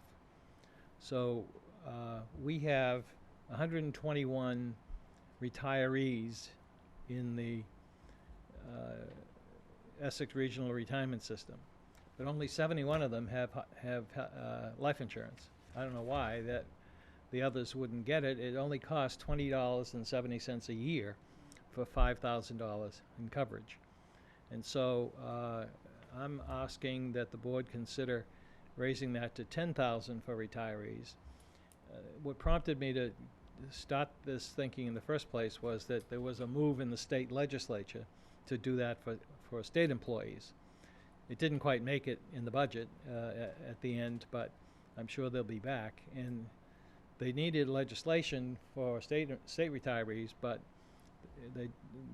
you don't need any new legislation for the city and town retirees because the selectmen in the town can do it, I'm told. And so I imagine that the increase in cost would be probably another $20.70 a year. That would be about just under $1,500 for the 71 retirees on an annual basis that they would have to pay and that the town would have to pay as well. In addition to the 121 retirees from the town side, there are 15 teachers that have retired in recent years that also get $5,000 coverage. And so it would seem appropriate that that if the town is going to raise the retirees from 5 to 10, that they should be raised from 5 to 10 as well. That would cost about another $300 so a total of $1,800 a year. And then there's an interesting group of 47 retired teachers who were members of the town's life insurance program when the town bought life insurance through the GIC, and they only had $1,000 coverage, and so they were grandfathered into that, and they still only have $1,000. And I've been told that there have been some attempts made in the past to increase that to $5,000, but the insurance company refuses to do that. And I don't know why that is, but it would seem as though they ought to be treated the same as well. But anyway, that's my pitch. Great. Well, thank you, Joe, for bringing that forward. I've had a couple discussions with our town administrator about this. And I'd really like Jim to explain what the what the nuances here, and I believe it does involve more than these few people. Yeah, I mean, you have a package from Christine, the treasurer, that shows what these costs would be. To bring everybody to 10,000 across the board would cost the town approximately $40,000 more than what it's costing us right now.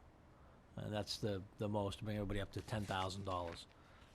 To bring the grandfathered teacher retirees to 5, all the other retirees to 10, would go up to 53 from the 22, so that's about $31,000 that would cost. And to leave the grandfather retirees at 1,000 and bring Joe's retirees up to 10,000 would cost about $18,000. So it would require an appropriation in order to bring those up, and to bring everybody up to $10,000. So if we were going to do it, we'd probably have to do it, one, as part of our annual renewal, and we'd have to put extra money in the budget.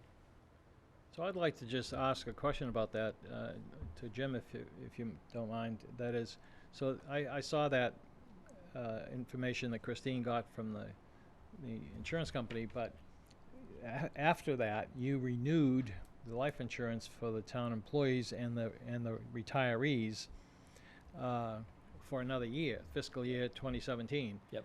And the amount paid by the 71 retirees who were on the insurance only increased by roughly the same amount, $20.70 for the $5,000. And I when I looked at that initial proposal, I suppose the retirees are older, and therefore it costs more for them if you're going to do it on an age basis. But they gave a proposal for redoing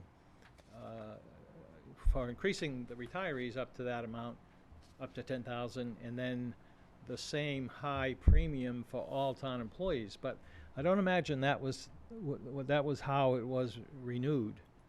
Would you say? In other words, I know that the retirees weren't included in you know, up to 10,000. Right, they were the current level. At the current levels, but, and so everyone was at the current levels, Right. and, but did they still increase the premium per thousand as, based on that letter, that proposal there, or was it more like the same as it has been? Well, we didn't increase anybody's coverage, so. Right.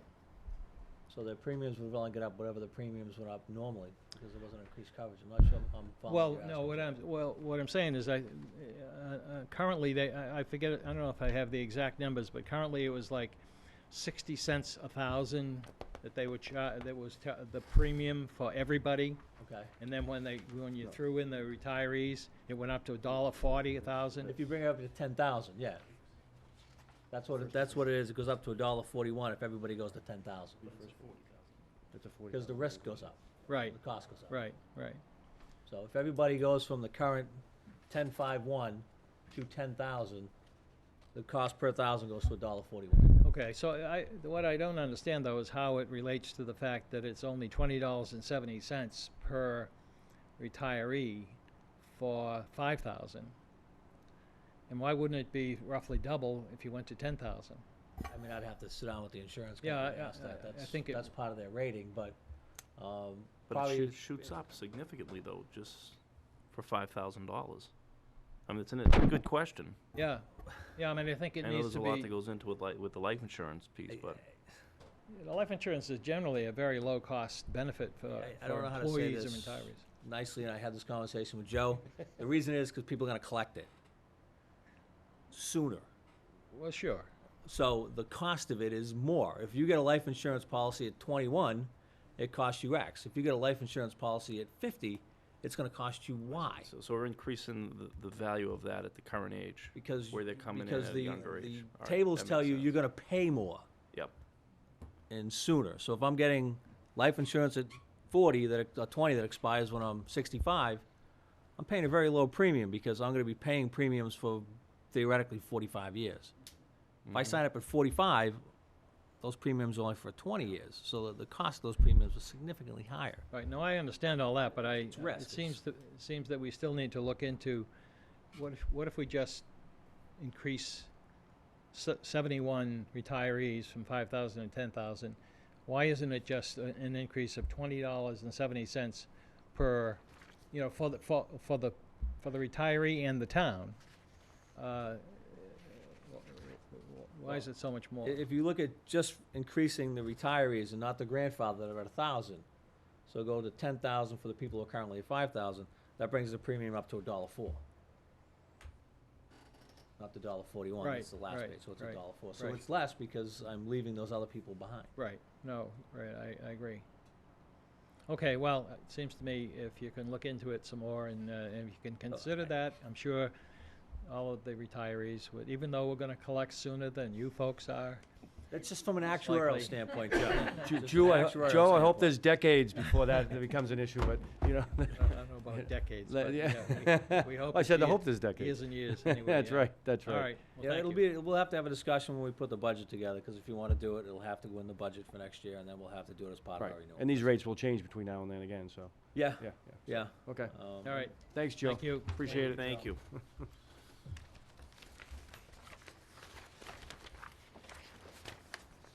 Dave's still here. Okay, the next item we have is the Main Street traffic issues. Who's here for Main Street? Bob, there was nothing in the packet. Yeah, I on- was on hoping the this chief item. would be here. Right The here. chief is here. The chief is here. Yeah, he's been He's been, waiting in the video room there. yeah. So again, introduce yourself Yeah, and. Thomas Iannuzzi, 11600 Main Street. Yeah, hey, Tom. All right. Well, here to talk about two issues and one street. I think Main Street has become almost like a dragway. It's a lot of fast cars and not paying much attention, and I think it's due to two reasons. The DPW does a fantastic job. It's a nice, smooth road, no stop signs, no lights, no speed bumps, so cars are going right by either way. From Middleton to Wakefield, Wakefield to Middleton, right through. I live right at the Common, so I see this all the time. And I believe it's because of speed and also confusion. Right where South Common meets Main Street, South Common Street meets Main Street. When cars are coming down there, they either gonna go straight, or sometimes they like to take a quick left into the town center. Sure. But it's a quick reaction. It's, oh geez, this is the driveway I need. That's the one it goes to, and the people coming from South Common have a stop sign, which is great. People on Main Street going towards Wakefield, going towards Middleton don't. So I see it all the time because I'm actually taking a left into my driveway, and I'll have someone on my rear honking before I can even take my left. So they're going pretty fast, and I think that with two stop signs, I'm not asking for traffic lights because they're just ugly. I'm not asking for speed bumps because they're a lot of money. But I think two stop signs would be nice there. One going towards Wakefield, one going towards Middleton, and then you already have the South Common one. And it's a lot like what's down the street from Lowell and Main Street, that four-way. A lot of smart drivers around here, so they all take turns, and they let each other go, and it works over there. Just living at 600 Main Street, I've seen just this summer 8 fender benders, and at least 2 dozen almost. And there's a lot of, obviously the common area is awesome. Everyone loves to go over there. A lot of kids over there. School's right down the street, and it's only a matter of time for something happens. I used to go across the Common all the time. It's right across my street. Now I'm like, no way. I don't even want to go over there. I have a 3-month-old, so I'm like, take her in the backyard if you want to take her for a walk, because I see too much going on in that, and going across the street and right on Main Street. And I think it's because, you know why? Because of Google Maps makes it so easy to get off the highway, cut through to your other towns. A lot of people go to Middleton, North Reading also. So the highways are jammed, so of course you're going to take a nice smooth road, and where this, like I said, there's no lights, there's no speed bumps, and it's just a smooth sailing. Unfortunately, right at that South Common area, it gets tricky because people want to sometimes take a turn into the town center, and people aren't quick enough to react because the speed limit, nobody does a speed limit anymore. I think it's a 25 on that road, or even a 35, and everyone's way above it. So Tom, where exactly would you propose that stop signs be placed? One I would want going towards Middleton, on the property that the town just bought. I think it was the old yellow barn right there. Yeah, the Center Farm. Somebody just ripped through that fence, I want to say, about a month ago. Yes, they did. I'm surprised no one got hurt in that one. Well, except for the driver, who knows. One right there, and then one right on my side. Right before it a crosswalk was just put in there for a handicap crosswalk. The DPW just did that. Right beyond that crosswalk is plenty of room. Yep. I think put a stop sign there. I think it'd work because in the morning when all the kids are going to school, it seems to be, traffic slows down, stops, waits. Right. And I think once you put in more stop signs, a lot of people are going to be going that don't live in Linfield. They're going to be going other different directions. But also, it's a whole safety thing. I've witnessed it. It's funny to watch from my window. People with their kids pushing a car, pushing their stroller, trying to cross that street. It's like they hesitate because 5 cars will whip by before one slows down. And when that one slows down, the guy behind him is like, what is going on? What are you stopping for? And it's like, oh Jesus, it's really bad to watch, and I'm just bringing it up. Right. That's my one issue about that. Second issue is that the motorcycles that are cutting through town, it's become It's become Linfield Daytona Bike Week out there, and I really don't understand it because I can tell you right now, none of these bikes are from Linfield. I know that for a fact, and 95% of them definitely not. But we'll cut through town because it's a great street. It's a beautiful street. There's no ruts. It's scenic. I believe Summer, Maine, Lowell, Walnut, we're all just considered scenic routes. Of course, Right. of course you're gonna cut through there. Well, they rip through, and the problem is not so much the motorcycle, is that these motorcycles, when they're bought, are not sold with the decibel limit of 82. 82 is the Massachusetts motorcycle law.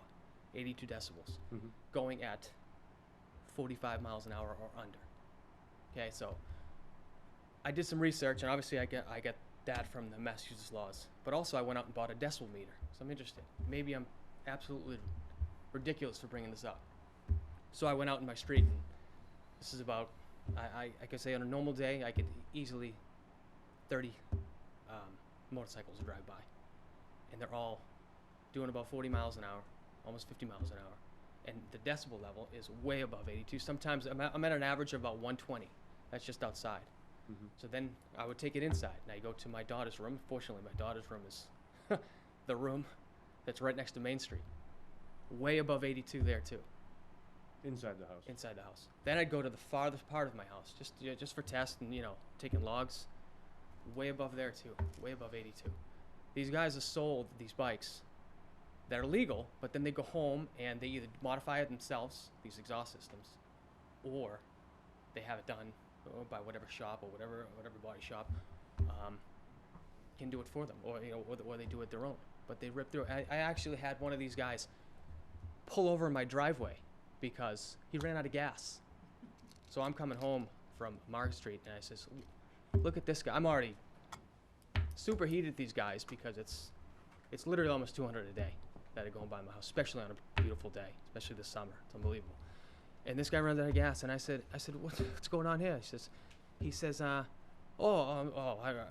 ran out of gas. And he says, my wife's coming over to with a gas tank.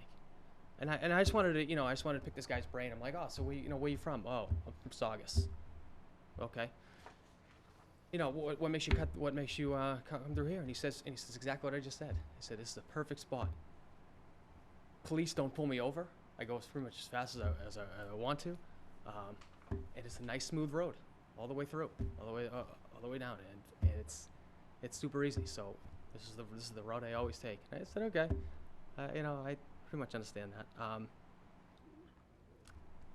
And the town of Salem is also having this issue. The town of Salem is having this issue with motorcycles. Yep. The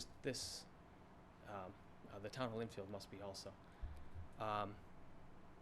What they would do is actually, on your phone you can actually download or get the app of a decibel meter, and anything above 82, just the mass law, they can pull these guys over. Give them a $35 ticket for the first. They give them a $35 ticket for the first offense, $75 for the second, and $150 for the third.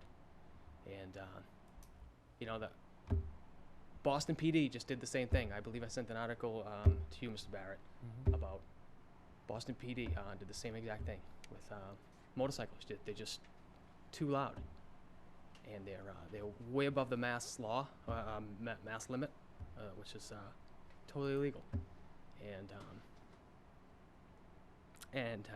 So other towns get involved, and if the Boston Police Department, who is, I'm sure they're busy doing many other things, are cracking down on this. I think we could too. And I don't even, if you, Chief, if you want to use my driveway, I got no problem with that. You can have a car in there. First time I've been told that. Yeah, you can have a car in there. And I used to see the Linfield police in the driveway of the barn. Center Farm. Center Farm, yep. In that driveway, up by the middle school, I believe, is right there on Main. They used to be there, and they're really not there anymore. I don't see them too much, but motorcycles will rip by, and it's easily illegal pipes. There's no question. And it's 95% of the bikes that are around there. Now what what I wanted to do was propose an ordinance that says you can't go through Linfield unless your bike is registered in Linfield. Now, that'd be tough to do, but could be like a sticker or something like that on the back of the bike, or just have the police with a decibel meter. I swear to God, you can pull over Jim, can you speak? 10 within an Is hour. that a local restriction or? You can't restrict people passing through your town. No, not that piece, but the decimal, like Boston and from these towns. I mean, I'd have to 'Cause I defer to know, Chief Breen. Tom Mannon, who couldn't be here tonight, has brought that to our attention with the. What's the it's question? I have further it- down. Section 7U on motorcycles. I don't think it has to be a local bylaw. It's probably a state law, but I'd defer to Dave on that. State law.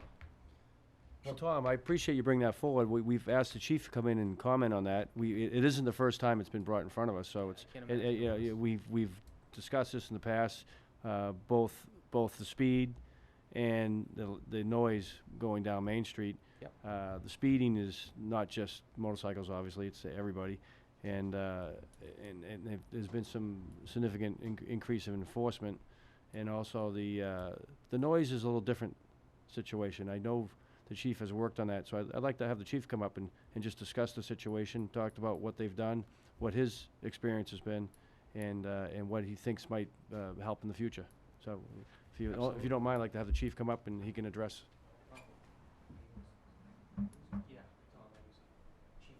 Yes.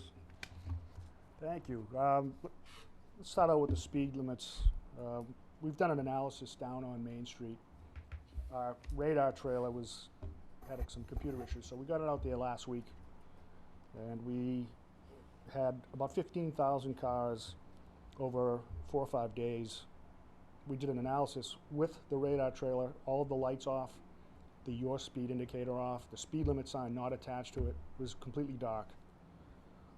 And the average speed that we got there, not including any vehicles that were traveling less than 10 miles per hour, because that would skew it. And when the middle school is in session, the kids are coming in the morning, the speeds there were very, it's stop and go traffic. It's all backed up. So that would skew the average, so we didn't include that. And the average speed right through the center of town was 29 miles per hour. Now, if you take the 85th percentile, which is what the state does when they do an analysis, the 85th percentile of that average speed would be 24.65, I believe, miles, and the speed limit is 25. So the speed limit is appropriate for that area. There are some other areas where they might actually raise the speed limit. Further down, I think it's 30. It goes 25 through the center of town, and for good reason. There's a lot of vehicles turning in and out. There's a special needs home there. There's a senior development there in Center Village. So we've had a number of enforcement on Walnut Street, which it came before the board last year. We've spent a lot of time. I know the town administrator and I have driven down that road, and I've spoken to several of you, and you can't drive down there without seeing a cruiser stopping a vehicle. I was down the road twice today. I saw the motorcycle have a stop, and I saw Officer Fitzmeyer stopping a motor vehicle as well. So what I'd like to do is I'd like to focus them for a little while, take them out of Walnut Street, not every day, and focus them on Main Street, which I think enforcement will drop through the center. We do have, I did an analysis over the last 3 years from January 1st until this day on 2014, 2015, and 2016. We're very steady. We're within single-digit percentage points of our enforcement efforts down there for all 3 years. So I think if we focus the radar detail, which we have Monday through Friday, through the Main Street area, and not just through the center, I think we should mix it up. If they know you're in the center every day, of course, they're not going to buy it. So we'll mix it up. We'll have them down by Sagamore, through your neighborhood, right through there. Also in the center, and then perhaps down by Worthmore, and then further down towards 128. I think that will reduce the speeds. Certainly in the morning and the afternoon, you're not going to go fast through there anyway. Typically this time of year, we get calls from people who are upset because they actually have to slow down through that area. But we've done very well with our students going to school, and we haven't had any accidents with the pedestrians walking to the middle school.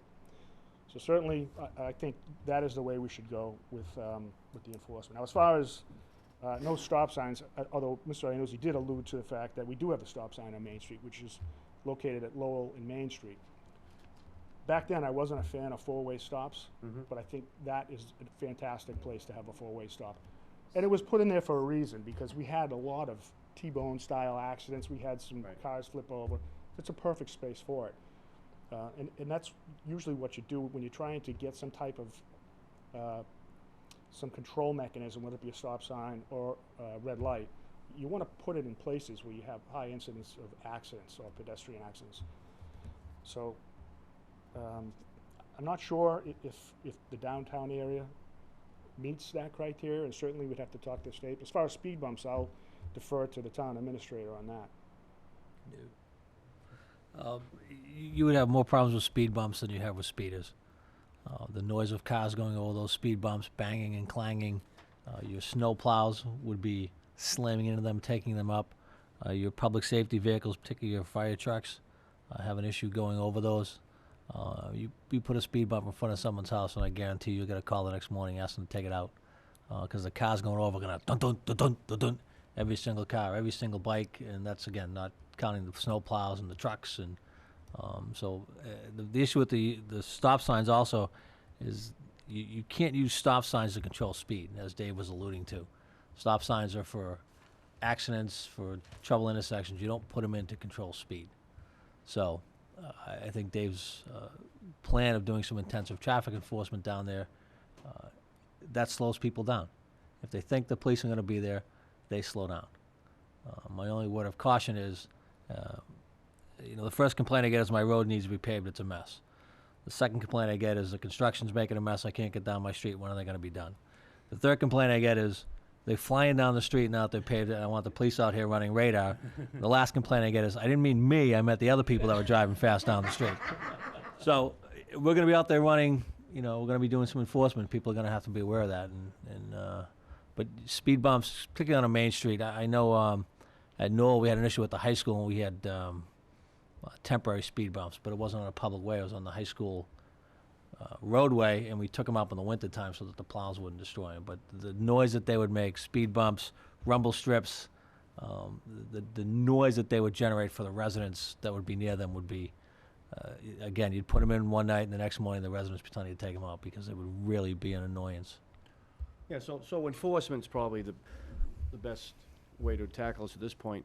Chief, we see the officers on duty parked at the high school, or not the high school, the middle school parking lot many times on the entrance near the Perry Ave side. We see them at the senior center village. We'll see them in that. Can you give us an idea what type of ticketing is being done on Main Street when you get officers in those locations? Well, believe it or not, the officers are actually complaining because it's getting more difficult to find people who are going at speeds that require some type of enforcement action. So we try to mix it up. And we've been successful down on Walnut Street, not just for speeding, but also for the trucks. That was a big complaint down there. The GPS gave me this route, even though there's signs all over, down there, excluding trucks from traveling beyond Salem Street. So, we can definitely improve what we've done on Main Street and refocus our officers from Walnut Street. And that was one of the things I discussed with you. I said, at some point we're going to get residents who are going to want that radar detail to focus on their streets. And I certainly can understand. And I think he made a very good point. People want to come through Linfield because it is such a nice town. Right. And there's not a lot of traffic in Linfield, not a lot of traffic control devices. So people on motorcycles, they want to go in areas where there aren't a lot of traffic because traffic is not fun when you're out on a bike. It's very dangerous. So they choose to come through our town because it's a nice town, which I'm very happy with. Right. For anybody to come in town, it just shows the type of town we have. As far as the motorcycle noise go, this is a problem that we've focused on many times in the past. The decibel meters, including one that you purchased or one you can get on your phone, those aren't accurate. They have to be certified decibel meters, and they have to be used by somebody who's certified to read, and they have to be used in a manner consistent away from curbing, away from other vehicles, because that sound reverberates and it gives a false indicator. We had and I'd be willing to do this again, perhaps early fall. We only have one officer who is trained to do that. It's a lengthy course. Sergeant Secretary in the past has run motorcycle awareness, and we've stopped vehicles. And there's a lot of misconception. I'm not saying there aren't motorcycles that are allowed. We all know there are. But it's extremely difficult for somebody to listen to a motorcycle and tell you that this one is, this one isn't. We've had people come there thinking that, I think former Selectman Dave Nelson showed up at one of those, and he told Sergeant Secretary, I believe, I think this one's kind of loud, and it passed. So it's, you can't use those type of decibel meters that you can, a person can just purchase. Well, can you give us an idea? I know you've run that a couple of times over the years. Can you give us an idea how many didn't pass that are cutting through town? Or at least the ones you pulled over? I think Sergeant Secretary, when we did that, which was last year, I think there were only 1 or 2 out of 40-something that passed. But some of those were people that came there specifically because they wanted to know what their motorcycle was. Right. And it has to be at a certain RPM. That's how the law reads. It's just like a lot of the Japanese manufacturers. Those bikes are perfectly legal. When they get on the accelerator, it makes a lot of noise, but it's legal.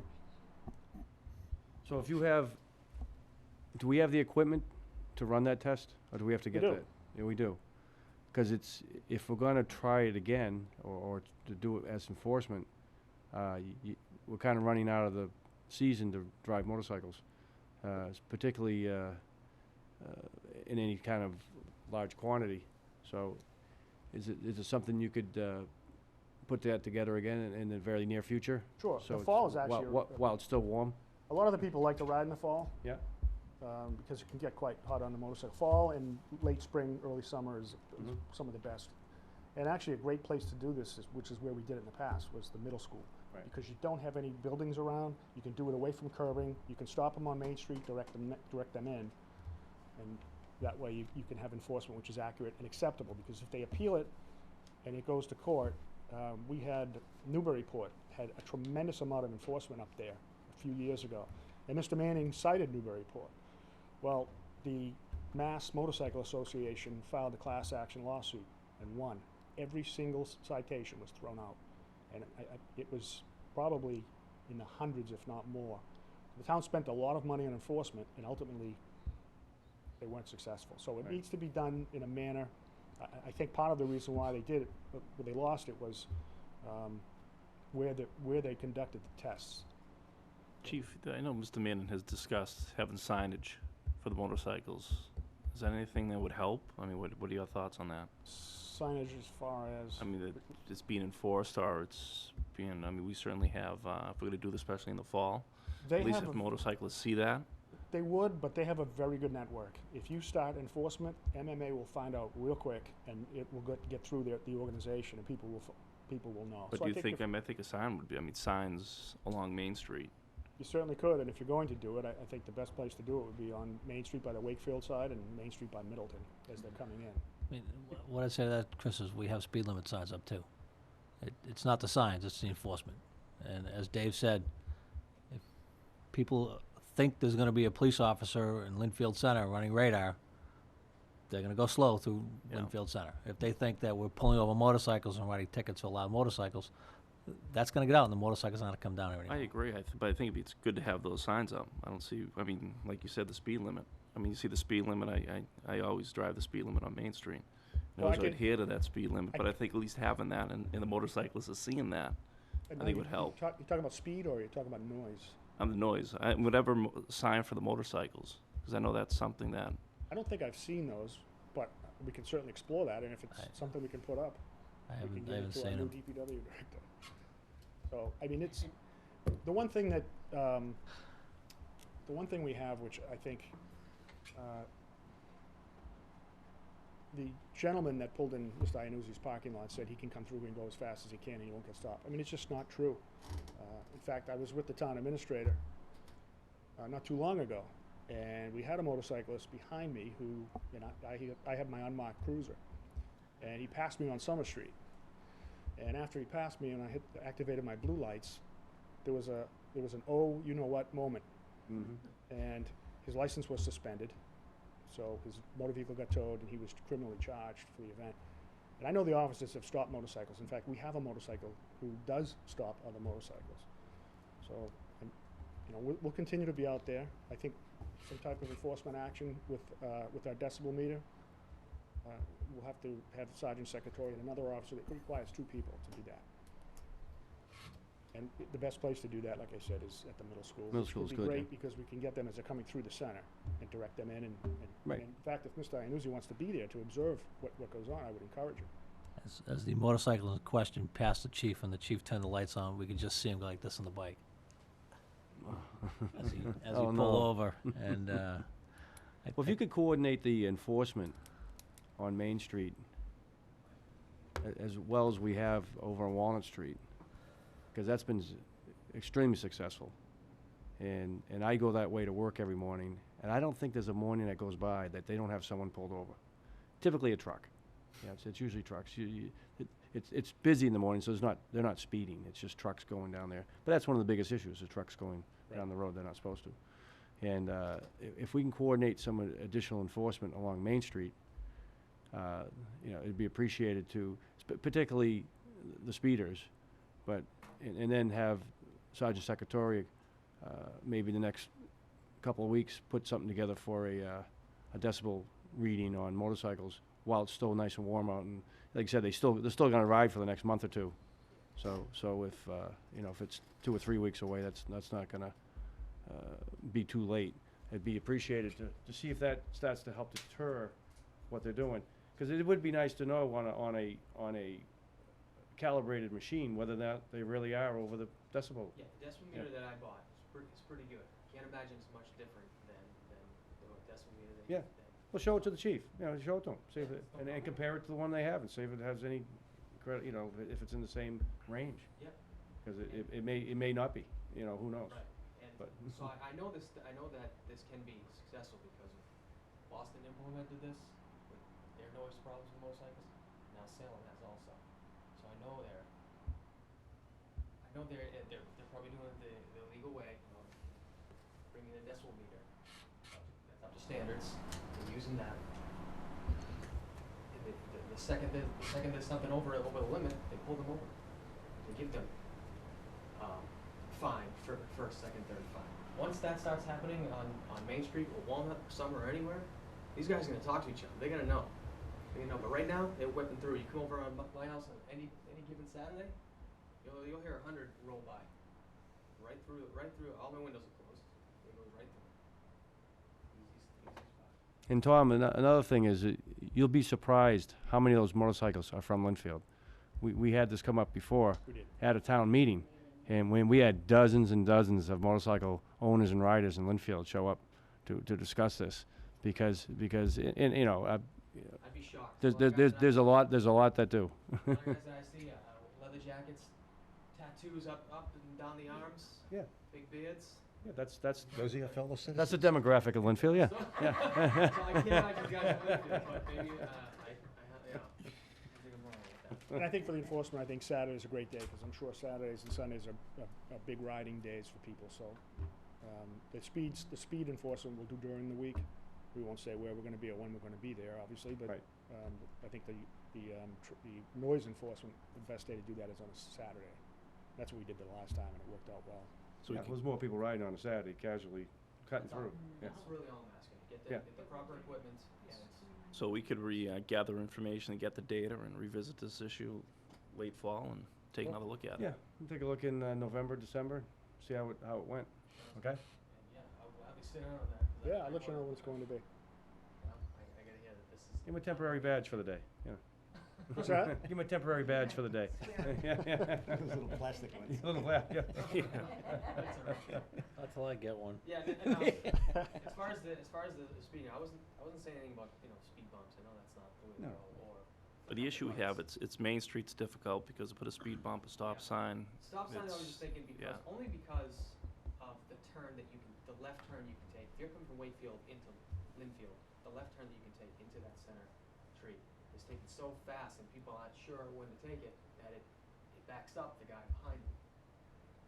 quick move around them, or they go up South Common. So that's why I was thinking stop sign there would kind of have any, would stop any kind of trouble of people taking that left or going straight, or going right towards the South Common. Yeah, that area, I agree. Some people come in and get confused, and they think the left turn lane is to go straight, and the right lane is to turn right down South Common. So then, somebody coming up on their right side, which is the through traffic, this person then decides to go straight, and that can be an issue. We also have the That's been left like in that front for of quite some Christie's, time. the left going behind Christie's, and the left going into his driveway. Exactly. So if you get those three lefts right all next to each other. That's it. Because my driveway's well, it used to be I think it's a DPW. To get out back, yeah. Yeah, to get back. Yeah. Yeah. People get confused with that and the one that's right next to them, which goes Right. down to the parking lot. Right. And that's exactly where I used to do the traffic enforcement when I was out there. The access road out to the Reading Light plot out in the back. And there's a gate there now, but that was a great place to go because at one time they had arborvitae there and the cruiser could park and not be undetected from the eastbound traffic. So they can't activate their lights to warn other motorists. And I used to be very successful in there. And we kept the traffic enforcement up and we kept the speeds down. And I think that's what we need to do now. Yeah, and another thing that might change the whole dynamic there is that whole plaza got sold. Yeah. And so I'm imagining they're gonna come back with some plans to renovate it. So that might be part of it. And that's gonna happen soon, I would imagine. So they don't buy into have it sit there for years, so those new owners, I would imagine, would be coming forward to with us pretty soon on a renovation plan. So that could be part of the discussion. Yeah. Is that left turn. Yeah. Yeah. But I think that enforcement, we'll see how that works first. Okay. And I think that'll help deter it and solve some of the problems. All right? Great. See you in late fall. Thank you, Tom. Great. Appreciate it. Great. Thanks, Tom. Thank Chief, you. Thank you very much.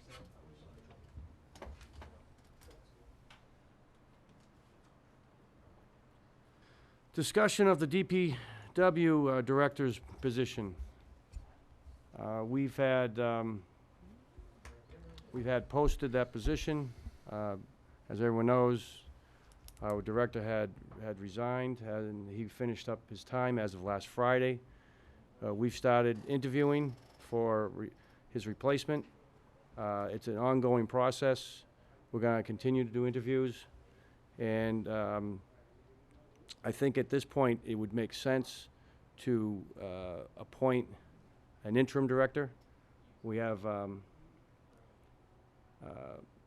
Charlie Richter, who's our town engineer, also acted in that capacity a couple of years ago when we were changing directors. So I'd like to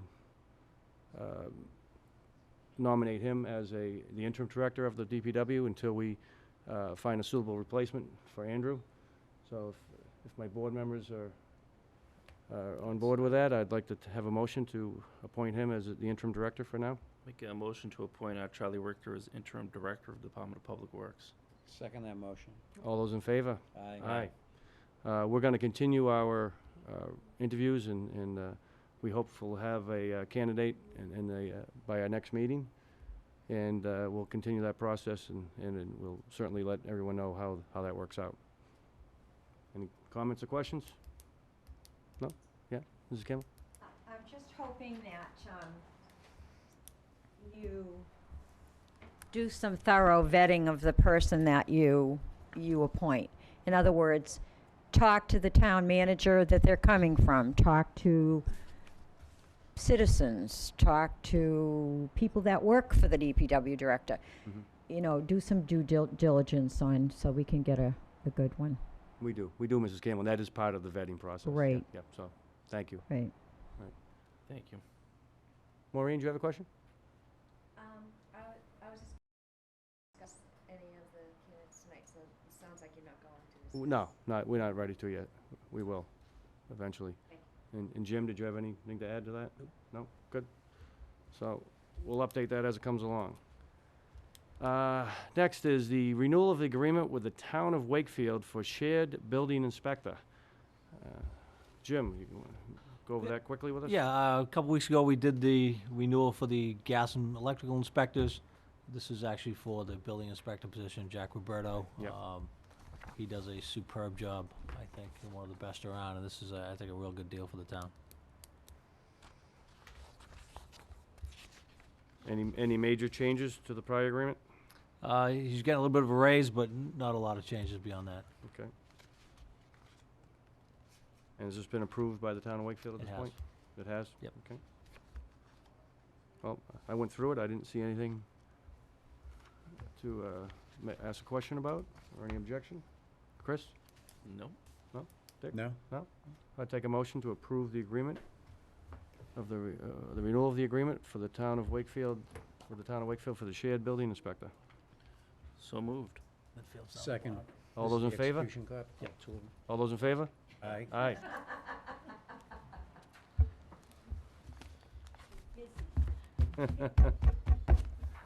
Can't multitask. Did you bring a pen? I did. Yeah, I right, did yeah. that just so I wouldn't have to listen to you. Yeah. Mr.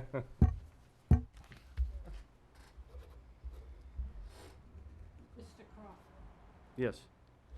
I was just wondering why so many tractor trailers come down Main Street? Because now they can't come up Walnut Street from like Route 1.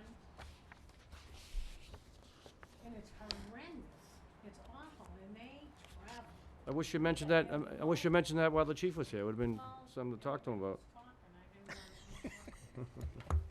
And the other thing is about the signs from Merrill Road. I've gone through this a couple of times. Who lives on Merrow? I live. Okay, I figured. But the signs, people think it's a three-way. Right. They can get into Lowell Street from there. Thank you. The GPSs are all. So what do you want, no throughway or dead-end street or something along that line? It's facing across the street. What good is that? Oh, but, so it's already there. They just don't see it. Yeah, but who Yeah. can see it? Yeah, okay. We'll have them come down and take a look at it. Yeah, take a look at it, yeah. We will. Just gotta remind me. Huh? It's awful. 'Cause I know Jim, yeah, did we take a look at it last time? I know she brought it up before. Bob's gonna remind me. I'll go out there and look at Yeah, it when I get yeah, back from my meetings It's tomorrow. it's on the list. We have little kids on the street. I mean little. I know. Little kids. Yeah. People are crazy coming down Mary Road. And when they find out that it's a dead end, they whip up the street. It's not even an easy turnaround at the other end either. I've been down there. Yeah, it's not easy to Because turn the around. only place you can turn around is the last person on the right-hand side. Where it goes to the right, yeah. Yeah. Yeah, you're pulling in their driveway. We'll take a look at it. Next item is a financial update. Jim, that's, we're good? We're good? Okay, your next item. Good. Take a look at the life I'll give you a insurance. real quick just update. Normally I do something like this quarterly, but fiscal 2016, everything's closed. All our paperwork's been submitted to DOR. We do have an estimated free cash amount. This year it'll be around $2.7 million. That sounds very high until you realize we turned back almost $1.4 million last year in free cash, which got added to the total. So that'll leave us about $1.3 million in free cash that we would have generated from fiscal 16. Actually, it's actually a little low for DOR recommendations. DOR recommends about 3 to 5% of your operating budget, which is around $54 million. So a little bit low, but not. It's about 2.5%, so not anything out of the ordinary, but much better than Linfield generally generates. Free cash is much lower than that. I have a graph if you want to see it at some point. For fiscal 17, our salary lines are pretty good at this point from what Julie's told me.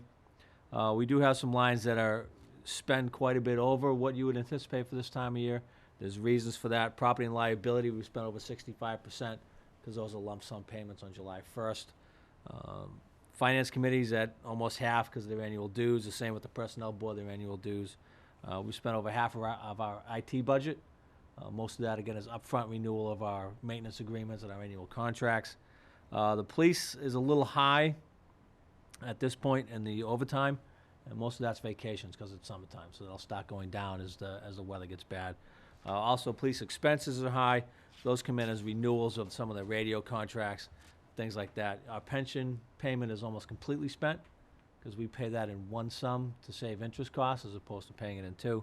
Our workers' comp is completely spent because we also pay that up front to get a discount.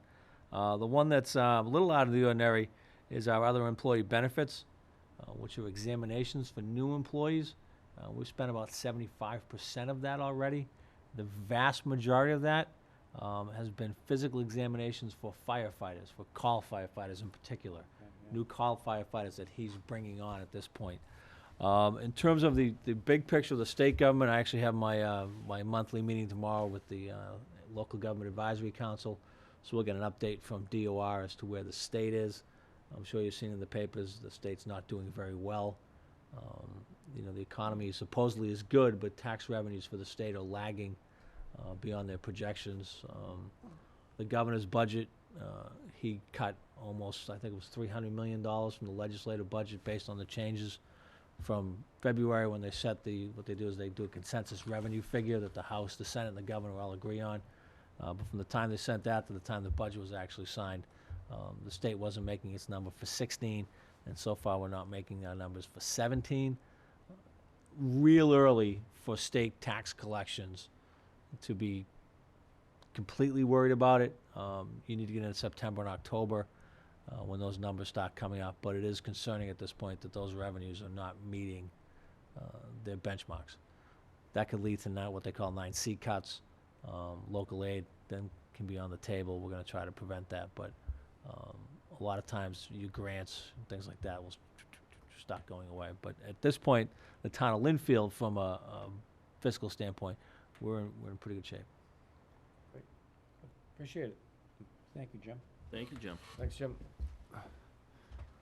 Jim, while you're talking about updates, how about the municipal modernization legislation update? That's also good. That's also good? We're good, okay. That's been signed. I need to look to see if it had an emergency preamble on it. I don't believe it did, so I don't think the provisions have all gone into effect yet from when the governor signed it. It's a pretty big piece of legislation. There's well over 100 sections. Some of them are really technical that I don't even understand, I don't even want to get into. Others deal with county government. A couple of highlights that I'll touch on that I think are germane to us and are good for us. First, one of the bad news is the legislation is filed by the governor allowed a local municipality to have control of the number of pouring licenses that we issued, which are liquor licenses for bars and restaurants. That was not in the final legislation, so we are still constrained by the state cap on liquor licenses. The big problem with that, or the big issue with that, was Boston, because in the city of Boston, those licenses are worth hundreds of thousands of dollars to the license holder. And to allow a city like Boston to say, well, we can give out 100 more licenses, would completely dilute the value of those people's asset, and that was an issue. We try to pitch to the legislature, well, you should exempt Boston, let the rest of us do it. And the legislature, for some reason, wants to retain the prerogative of, if the town of Linfield wants more pouring license, we must ask for a special act of the legislature specific to Linfield to give us more pouring licenses. But some of the highlights, the current procurement threshold under Chapter 30B for soliciting quotes is $10,000 to $25,000. That's been raised to $50,000 to make it a little easier. But now you cannot get verbal quotes, you have to get written quotes. But that will allow us to do some of our procurement much quicker. Stabilization funds, it currently takes a 2/3 vote to put money into a stabilization fund and a 2/3 vote to take money out. They've now changed that to it's only a majority vote to put money in. To take money out still requires a 2/3 vote, so that's still a high threshold. Something that we might consider in the future, it's really not an issue right now, but it would allow a municipality to create a special fund, an indemnity fund, for police and fire accident. So right now, if a police officer or firefighter gets injured in the line of duty, their salary comes out of the police budget or the fire budget.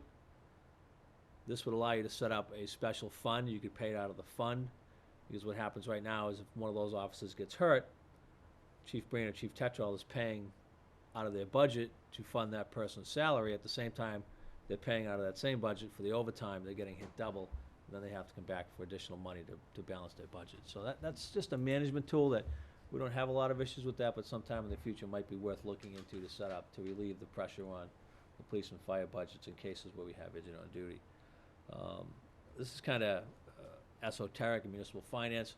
Right now, if you issue a bond, you get a bond premium. The bond premium must be used, 1, to pay the issuance costs, and then 2, you must take the remaining bond premium and then divide it up by the total issuance of the bond and appropriate it back against, or use it back against the cost of those bonds over the life of the bond.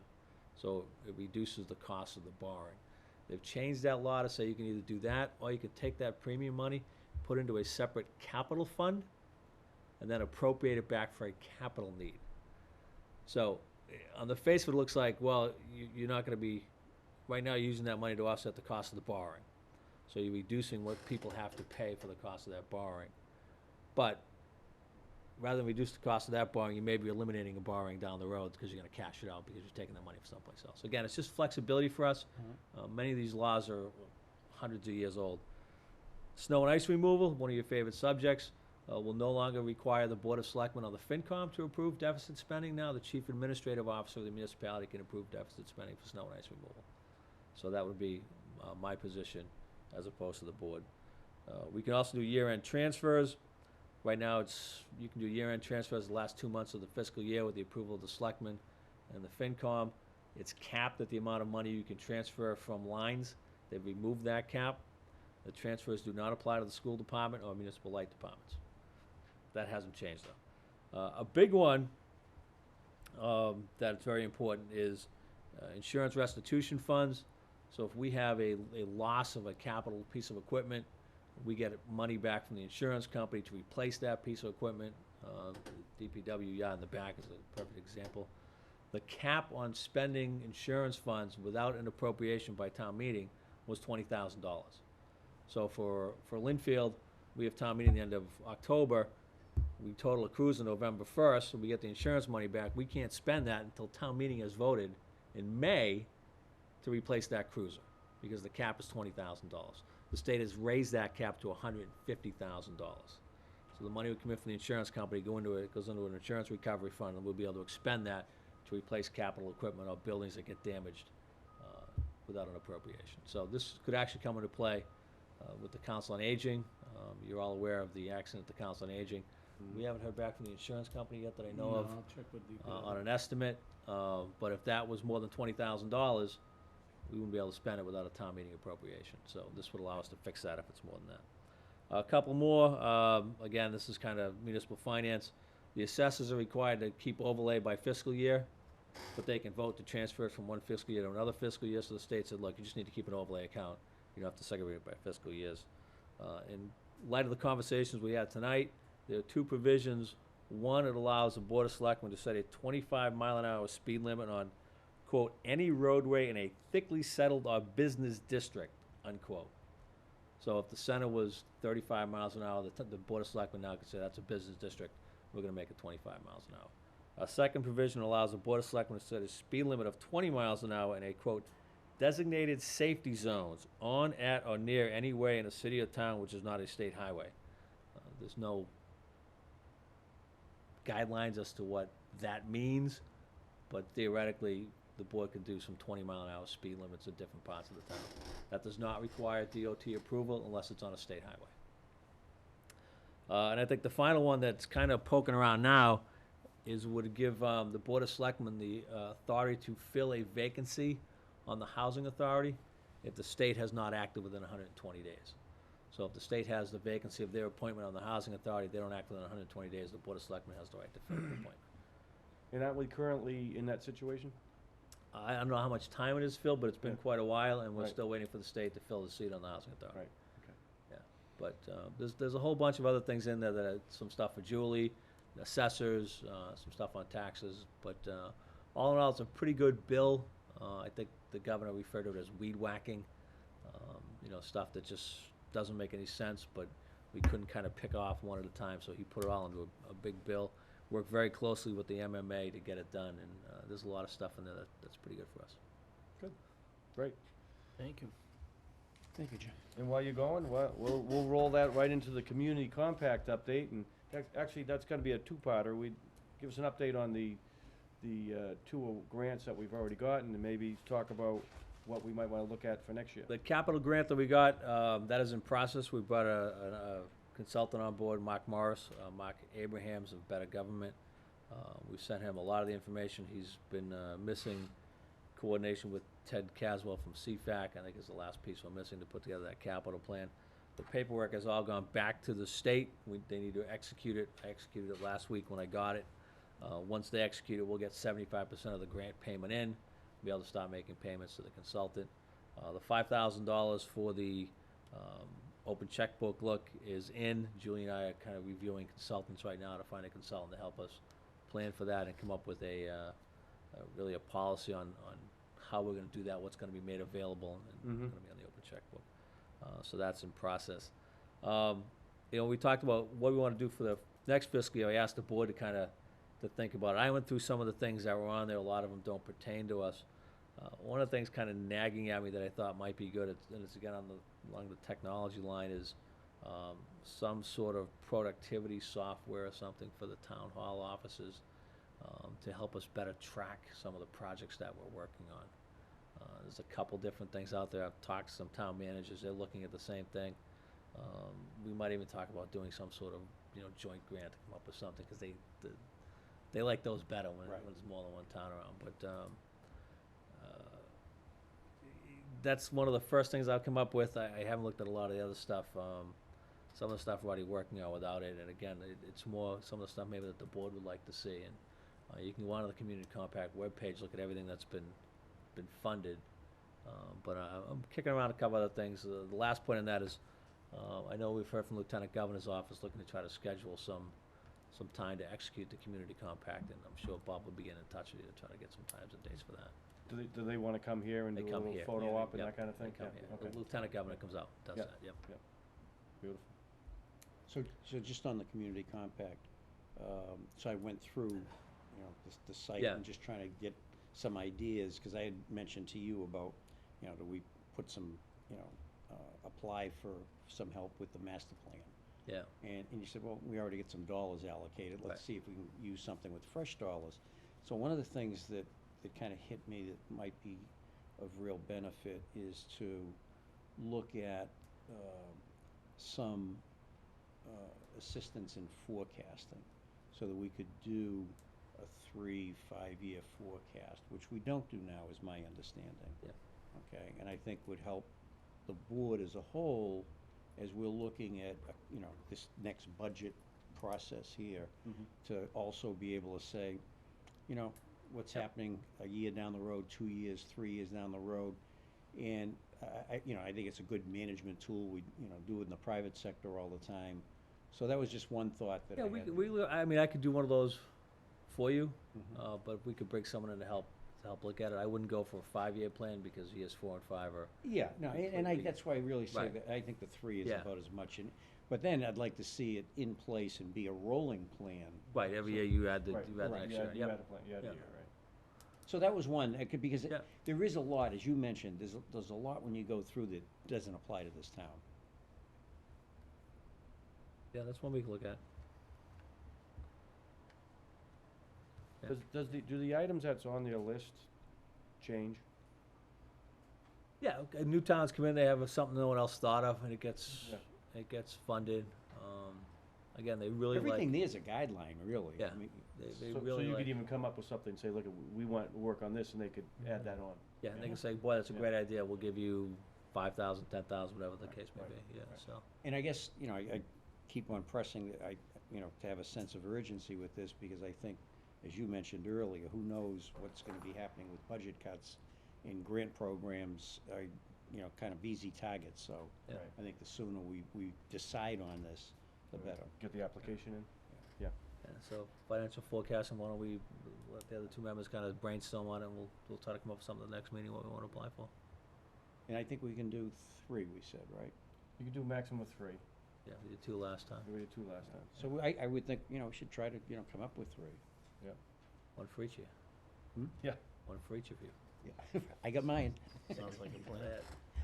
Yeah, let's take a close look at it, see what applications we want to get, and get Yeah. those in as quick as we can. We all set? Any other discussion of that? Nope. No, okay. Thank you. Union Hospital update. The director of North Shore Medical Center had contacted myself and our town administrator 2 weeks ago and asked for a meeting to give us an update on what's going on at Union Hospital. So we sat down with himself and his assistant Pam Lawrence and went over what is going on with the plan over there. They have a committee that they've put together. I asked to get on the committee. They've refused that offer I made, so they want to just keep us updated as they move along. And the good news from the meeting was that they are strongly considering and will most likely keep emergency services available at the Lynn Union campus even after the consolidation. That's what their first discussions were about with their committee, and they haven't made a 100% commitment, but they've indicated that it looks like that's where they're going to head. The big discussion after that is whether it's not it's open 24/7, which they look at the peak times that they have use, and they said they may have a limited opening of that for emergency services during the peak time hours, which they haven't indicated what those are yet. But if we look at the runs to the hospital, particularly from Linfield, which we did, most of the runs are from 7 in the morning to 7 at night. So that's what they were talking about, the possibility of having those services available afterwards for those hours. And coincidentally, the drive time was one of our big concerns. The drive time at night, when there's no traffic, would be considerably less to the other locations. So that's where they're heading with that. And make no doubt about it, the whole discussion is about money. It's about the cost savings and of what they would get over 24/7 and the size of the facility they'd have to keep open over there. So they're going to keep us updated on a quarterly basis. If something bigger comes along, it'll be sooner. But we'll update everyone as we get updates from that group. And we hope that the next CEO that comes in, because Mr. Norton is retiring, and also Ms. Lawrence had already retired, and she came out of retirement to take care of this piece of it. So they will have new members that we're dealing with in the near future, but they promised to keep us updated. Another update I have is Reedy Meadow flooding update, and this had to do with the residents that came forward at our last meeting to discuss the flooding issues they have on Perry Ave, Worthmore, New Meadow, that whole area off of the Beaver Dam Brook area, and the water that goes through the culvert underneath the railroad bed into Reedy Meadow. And it's a matter of having a discussion with the MBTA. So we had Brad Jones come out. I talked to him about getting a meeting together with the MBTA. He wanted to come out and see what the issue was so he could speak to them about it with some clarity. So Brad joined us, Jim Boudreau, myself, Charlie Richter, Brad, Ed from the neighborhood came out. Can't recall his last name at this point, but Bod. What's his name? Ed Bod. Bod. Ed Bod came out. He was very helpful. Gave us some good history on it. There's a culvert that goes underneath the railroad bed, maybe 100 yards down, going towards Wakefield from the end of by the golf course. You come in by the golf course, and you go in about another 100 yards, and there's a culvert there that they'd like to increase the size of, so the water flows much quicker and with much higher volume into the Reedy Meadow area. It would solve some of the flooding issues they have in that neighborhood when the water tables are up. Of course, right now you look at it and you say, well, there's not much of a problem because we're in a drought.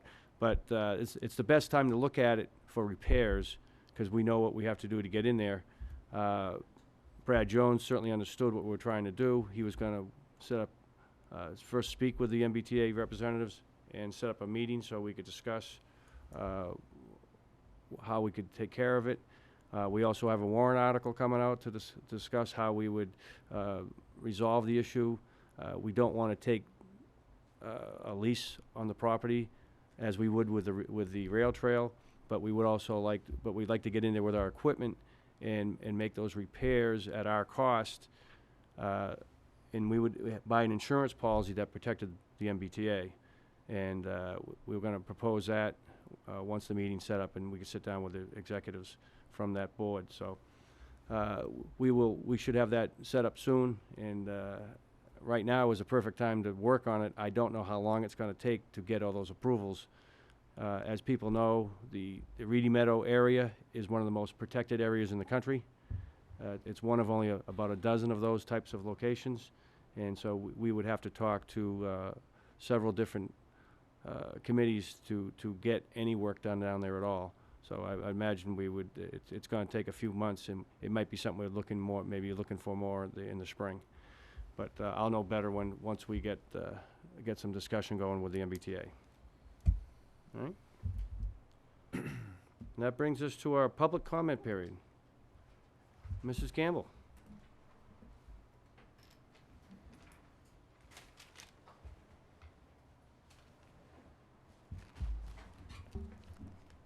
I have some handouts here.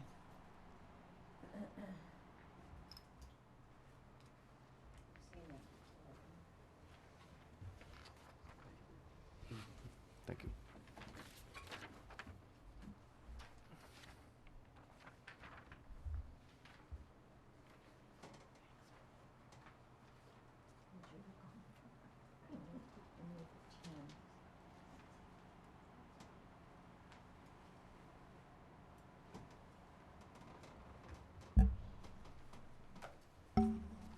It's a quick read. At the end of July, for the second time, trees fell into Patrice Lane. The first time was at night, and luckily my neighbor avoided being hit by by another branch of the same tree, and parked her car at the pump and pantry and walked over the tree to try to get home.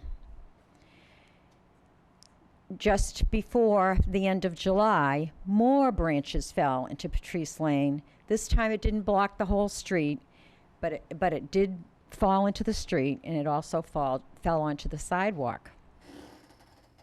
So at that point, I came down to talk to Andy, our DPW director at the time. And he did write the letter that I've given to you.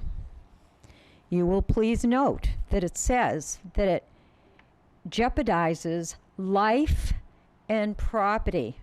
It was written August 1st, and nothing has happened.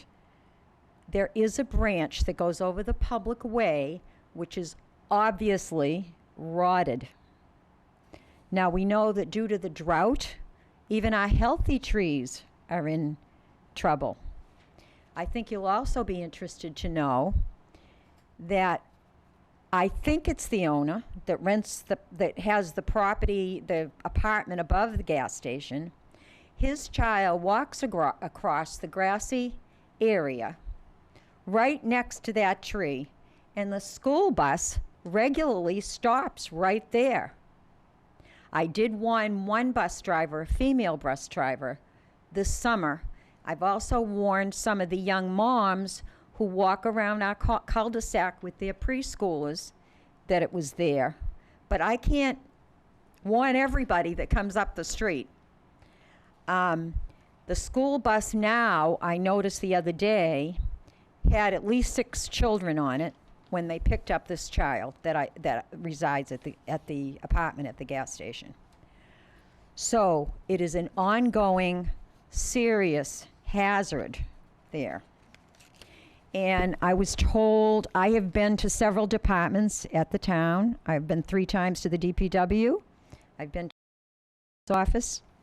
And I'm told that we can't cut that branch that we can't cut the tree down. I understand that, because I have an arborist that comes and trims my trees. But if there's something going across the public way, I believe we can cut that branch so that it doesn't endanger the public. And that's what I would like you to do, and quickly, before we have some thunderstorms, and we end up being sued by people, because the town has been notified. my neighbor, we only have 3 families on the street. The first family was affected when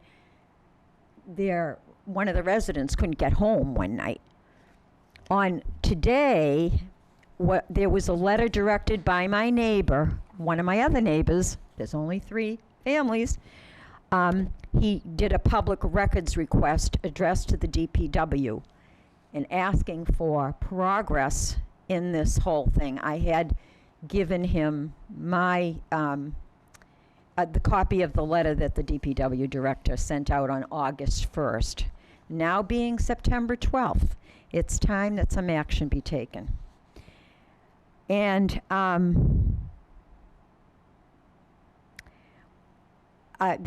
another interesting fact, I think, that I was told by our former DPW director is that similar situations exist in 30 places in town. So, I think we need to do something. I think the town's in jeopardy, and certainly its residents and its children on the bus. So, thank you for listening, and I hope I will be soon notice that the branch is gone. In the meantime, I drive way over on the side of the branch that's the narrowest when I go up the street and say my prayers. We'll have it looked at very soon. We will. Another resident brought the same issue up over the summer. Yeah, the same exact, yeah. Today he wrote the letter, the same gentleman. Yeah, great, thank you. It's dated today. Great. Well, the only other issues we have at this point are the approval of the minutes for August 15th and August 26th. I've reviewed both, they're fine with me. Both good? Chris, They're both good? great. Well, take a motion to accept both as written. So moved. Second? All those in favor? Aye. Aye. Other than that, make a motion to adjourn. I make a motion to adjourn. Second? All those in favor? Aye. Thank you. Thank Appreciate you. it. You didn't make it on time, Bob.